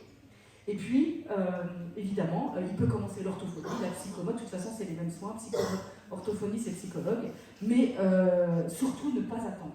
Et puis, on se pose la question de l'orientation vers l'écran, c'est très compliqué. Il ne faudrait plus aujourd'hui figer les diagnostics. Parce que l'enfant surexposé aux écrans, il peut être diagnostiqué autiste en septembre 2023, et puis plus autiste en septembre 2024. Donc on peut dire au jour d'aujourd'hui, il y a tel symptôme, mais on ne pose pas de diagnostic parce qu'on sait que l'enfant peut évoluer. Alors bien sûr, autre conseil, il faut prévenir toute la famille. Donc déjà la famille proche, les frères, les sœurs, les mamies, papis, parce que mamie peut-être garde l'enfant le samedi, tout l'entourage. Les tâches ménagères, on met souvent l'enfant devant l'écran pour faire les tâches ménagères. Dites aux parents que dès 18 mois, l'enfant il peut prendre un petit balai balayer. Il peut prendre un petit chiffon et nettoyer. Il peut sortir les chaussettes et les mettre, les classer par couleur. Il peut sortir les courses. Vraiment, la cuisine, c'est merveilleux la cuisine. Vous pouvez prendre un petit couteau en plastique et puis il coupe les concombres. Hein, il peut déchirer la salade, voilà, donc vraiment faites-le participer. Bien sûr, lire, et puis on arrête d'apprendre les chiffres, les lettres et les couleurs à tous les enfants qui ne parlent pas encore. Alors il peut y avoir une aggravation possible des troubles au départ. Alors la première fois qu'une maman m'a dit ça, il y a de plus en plus, on a arrêté les écrans, les stéréotypes ont augmenté. Là je me suis dit, qu'est-ce qui se passe? Je lui ai dit, attendez, continuez sans écran, continuez tous les conseils. Et c'est ce qu'elle a fait, et 3 semaines après, il n'y en avait plus. Je ne sais pas pourquoi, mais j'imagine que l'enfant est soudainement privé de cette hyperstimulation sonore et lumineuse, et il la recrée. Il la recrée en se surexcitant tout seul, je pense. Alors, c'était là, etc., etc. Alors, Madame Ducanda, d'accord, on entend tous vos conseils, mais qu'est-ce qu'on peut, ils sont tellement pressés, les parents. Qu'est-ce qu'on peut faire pour lui apprendre? Rien, en fait, pour lui apprendre. Vous vivez avec lui dans le monde réel, en l'aimant, en faisant attention à lui. Et donc, il faut avoir des objectifs d'interaction et pas des objectifs pédagogiques. On s'en fout qu'ils mettent le A à la bonne place dans le puzzle encastrable. L'important, c'est qu'elle passe du temps avec sa petite fille. Donc, être ensemble, se regarder, se câliner, jouer à coucou, à se cacher, partager des moments, des émotions de vie. Alors, si l'enfant il vient de naître, il n'y a pas encore d'écran, à quel âge on peut commencer, docteur Ducanda? Et je crois qu'il ne faut pas avoir peur d'interdire et de réguler parce que c'est protégé. Et j'espère que la commission Macron osera des mesures courageuses d'interdiction de régulation pour les ados et pour les tout petits. Et donc, comme l'exposition de Bordeaux vous le montre, c'est aucun écran jusqu'à 2 ans, au moins jusqu'à l'élagage synaptique. Le mieux, c'est encore 3 ans, le mieux, c'est encore 5-6 ans. Mais au moins, entre 0 et 2 ans, il s'est déjà bien développé. Et puis de 2 à 6 ans, il peut commencer 30 minutes le samedi et le dimanche, mais ça sert à rien. Bien sûr, toujours en respectant les 4 pattes Sabine Duflo, pas d'écran le matin pour la concentration, pas d'écran au repas pour la découverte de toute l'alimentation, pas d'écran au coucher pour le sommeil, et puis pas d'écran dans sa chambre, évidemment, jamais, tout seul dans sa chambre. Alors, accompagner tout le temps avec lui. Donc, si c'était pour faire vos tâches ménagères, c'est loupé, madame. Donc, il faut peut-être mieux l'intégrer aux tâches ménagères. Et puis, adapter, c'est-à-dire, on ne regarde pas un film d'horreur à 4 ans, mais il y a quand même des petits dessins animés à partir d'un certain âge qu'on peut regarder. Et je vous en ai mis une liste des dessins animés longs qui parlent du quotidien, qui parlent, parce qu'il y a des dessins animés qui ne parlent pas. Voilà. Donc, vous oubliez Peppa Pig, Pat Patrouille, Mickey, Machamichka, c'est beaucoup trop rapide. Pourquoi nous ont-ils fabriqué des dessins animés aussi rapides que Machamichka? Je ne sais pas si vous avez vu ce dessin animé, ça va à toute vitesse. Parce que si c'est rapide, ça capte encore plus l'attention réflexe et l'enfant reste devant. Comme ça, il pourra regarder la publicité sur les céréales sucrées après. Alors, j'ai développé des outils. Il faut une charte pour toute la famille, c'est-à-dire qu'il y a des règles. On n'allume plus de cigarettes sous le nez d'un bébé, on n'allume plus des fous sous le nez d'un bébé. Bien sûr, préparer des boîtes d'activités pour les bébés, pour les enfants, les bébés et les enfants. Un sac à bidouille partout où vous allez, madame, partout où vous allez, papa. Pour éviter de sortir ton smartphone, il y a un petit sac avec des jouets. Dans la voiture, un petit sac avec des jouets. Et puis la télé, on ne peut pas l'enlever, quoique j'ai des parents qui l'ont enlevée. Donc on met une couverture, on la débranche. Ah, c'est dommage, hein, elle est cassée. Hein. On cache la télécommode et on pouvait faire la méthode Macron, ça va vous faire rire un peu. C'était au mois de septembre et j'ai été à Besançon et il y a une maman qui dit « Oh ben moi j'ai fait la méthode Macron ». Alors c'était septembre de cette année ou de l'année dernière, je ne sais plus. Il avait dit qu'il y aurait des coupures d'électricité. Alors elle a dit à ses 4 enfants quand ils rentrent de l'école « Ah ben non, aujourd'hui, M. Macron a dit, il y a coupure d'électricité ». Et ils montent jouer dans leur chambre. Alors on vous dit c'est la faute des parents, c'est parce qu'il n'y a pas d'alternance. On ne propose rien d'autre que les écrans. Mais pas du tout. Là, vous avez une alternance. Hein. Personne n'y va sur l'alternance. Hein. Ils iront sur la balançoire que si on enlève la tablette. Il y a une concurrence déloyale entre l'écran et un autre jouet. Alors là, vous avez l'histoire d'un couple qui en avait marre que leurs 2 filles soient complètement accros à l'écran. Alors ils ont acheté un lapin. Sauf qu'ils n'ont pas retiré la tablette. Donc, tout le monde est accro. La tablette, le smartphone, les jumelles et la lampe. Alors je finis par des ressources. Donc vous avez notre site qui s'appelle www.surexpositionécran.fr avec plein de ressources pour vous les professionnels. Vous avez toutes les études internationales qu'on met gratuitement à votre disposition. La plupart sont en anglais, bien sûr. Vous avez des affiches, des flyers. On a mis l'affiche des 4 pas et notre dépliant pause que vous pouvez prendre à la sortie. Des conseils pour les parents en fonction de l'âge. Des vidéos de prévention. Les 4 pas de Sabine. Alors attendez, voilà, nous avons fait un nouveau 4 pas. On a intégré pas de télé en fond sonore lumineux. Et les écrans, surtout pas avant 3 ans. Le téléphone portable, surtout pas avant 15 ans. Et puis les écrans récréatifs, ce n'est que le samedi et le dimanche après-midi. Nous avons une affiche que nous avons créée il y a quelques mois. Ne cherchez pas votre bébé sur Insta, il est dans vos bras. Et vous avez l'affiche en vente dehors. On n'a mis que des messages bienveillants pour les parents. Quand vous regardez votre enfant, il se sent aimé et en sécurité. À l'extérieur, votre enfant exerce tous ses sens, découvre le monde et fait progresser sa motricité. Votre enfant développe son intelligence et son langage en jouant dans le monde réel avec de vraies personnes, etc. etc. Je fais des conférences dans toute la France et la maternité d'Angoulême a acheté une affiche pour mettre dans chaque chambre de la maternité, il y a une affiche comme ça. Vous avez ici des ordonnances de sevrage. Alors on espère que dans toutes les maternités de France, entre le sérum physiologique et la vitamine D, il y ait un mot sur les écrans pour tous les papas et les mamans qui viennent d'avoir un bébé. Et c'est ce que le docteur Ossika, qui est pédiatre de mon collectif, a fait dans l'hôpital où elle travaille. Et il y a un petit mot sur les écrans. Alors si vous voulez les études, vous avez 2 livres. J'ai fait énormément de vidéos sur Internet. Alors moi, j'ai fait que 2 vidéos. À chaque fois qu'il y a un journaliste qui m'interviewe, il met sur Internet. Donc si vous mettez mon nom sur YouTube, il y a plein de vidéos et ça peut aider les parents peut-être. Tu dois voir cette vidéo, elle est super, voilà, ça va vous aider, etc. Là, j'avais fait une vidéo avec le Figaro sur les tout-petits et en 6 jours, il y a eu 1 400 000 vues. Alors, ça, je viens de le découvrir, c'est un livre pour les enfants. Pour les tout-petits, de 1 an à 7 ans. Papa est connecté. C'est très très mignon. Donc c'est un papa qui est connecté et quand il lui arrive quelque chose, il voit que ce n'est pas les écrans qui vont pouvoir l'aider à s'en sortir, mais c'est sa famille.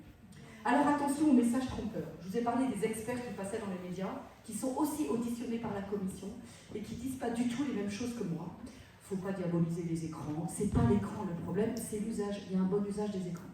Alors déjà chez les tout petits, il n'y a aucun bon usage des écrans, ce qui n'est pas vrai pour les plus grands.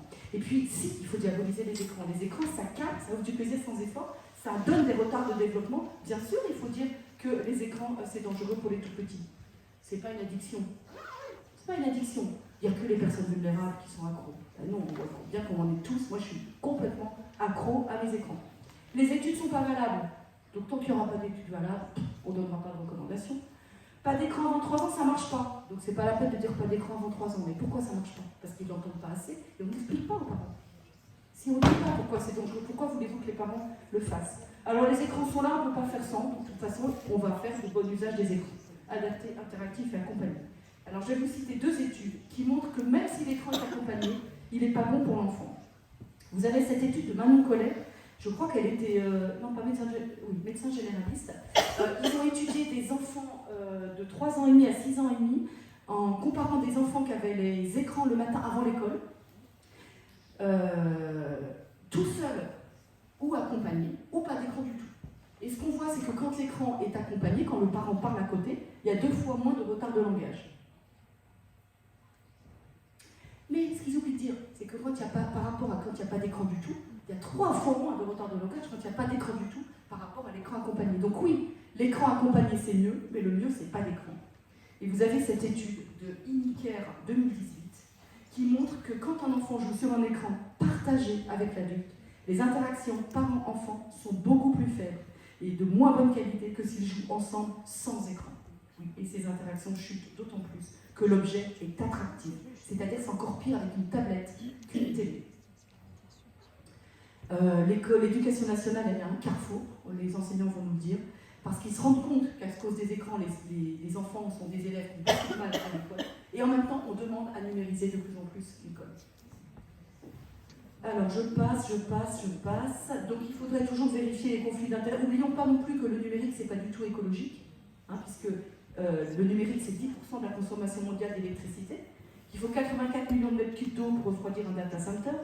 C'est le secteur qui émet le plus de gaz à effet de serre et que c'est fabriqué par des enfants, enfin l'exploitation d'enfants en Afrique, en Asie, et qu'il y a beaucoup de déchets toxiques. Alors on ne dit pas qu'il ne faut pas se passer d'écran, qu'il faut se passer d'écran, mais on n'est pas obligé de changer de smartphone tous les 6 mois. Alors je conclus, et après je vous laisse la parole, en disant que oui, c'est une épidémie, puisque la moyenne c'est 311 écrans par jour et que 90% des enfants de moins de 3 ans sont tous les jours sur les écrans. Que les services de pédopsie alertent, hein, pour les plus grands, sur la santé mentale. Il y a des projets de loi, celui de Caroline Janvier, mars 2023, voté à l'unanimité à l'Assemblée nationale, pour protéger les tout-petits avec plein de décisions. Eh ben, ça fait 11 mois, elle n'est toujours pas passée au Sénat. On est face à un trouble grave, mais évitable, et très souvent réversible. Donc on attend beaucoup de la Commission, mais voilà, soyons optimistes. Alors je vais vous montrer, pour finir, la prévention qui était faite. Il y a des pays qui commencent à bouger, hein, notamment la Thaïlande. Elle passe un petit film de prévention aux parents. เกมเยี่ยมเลย เอาเนี่ย นี่ซื้อให้ใครครับ ให้ลูก กี่ขวบแล้วครับ 5 อีก 7 ปีพี่ค่อยมารับนะครับ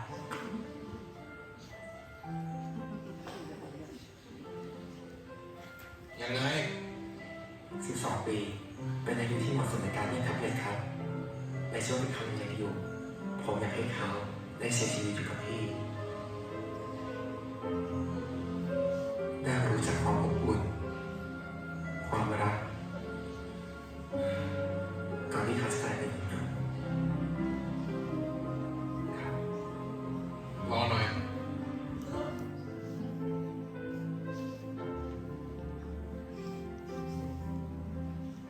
Alors vous voyez, ils sont durs, hein, c'est 12 ans la tablette. Alors si on ne veut pas que nos enfants deviennent comme ça, tu ne peux pas faire glisser l'image. Il faut que tu ailles jusqu'au prochain tableau.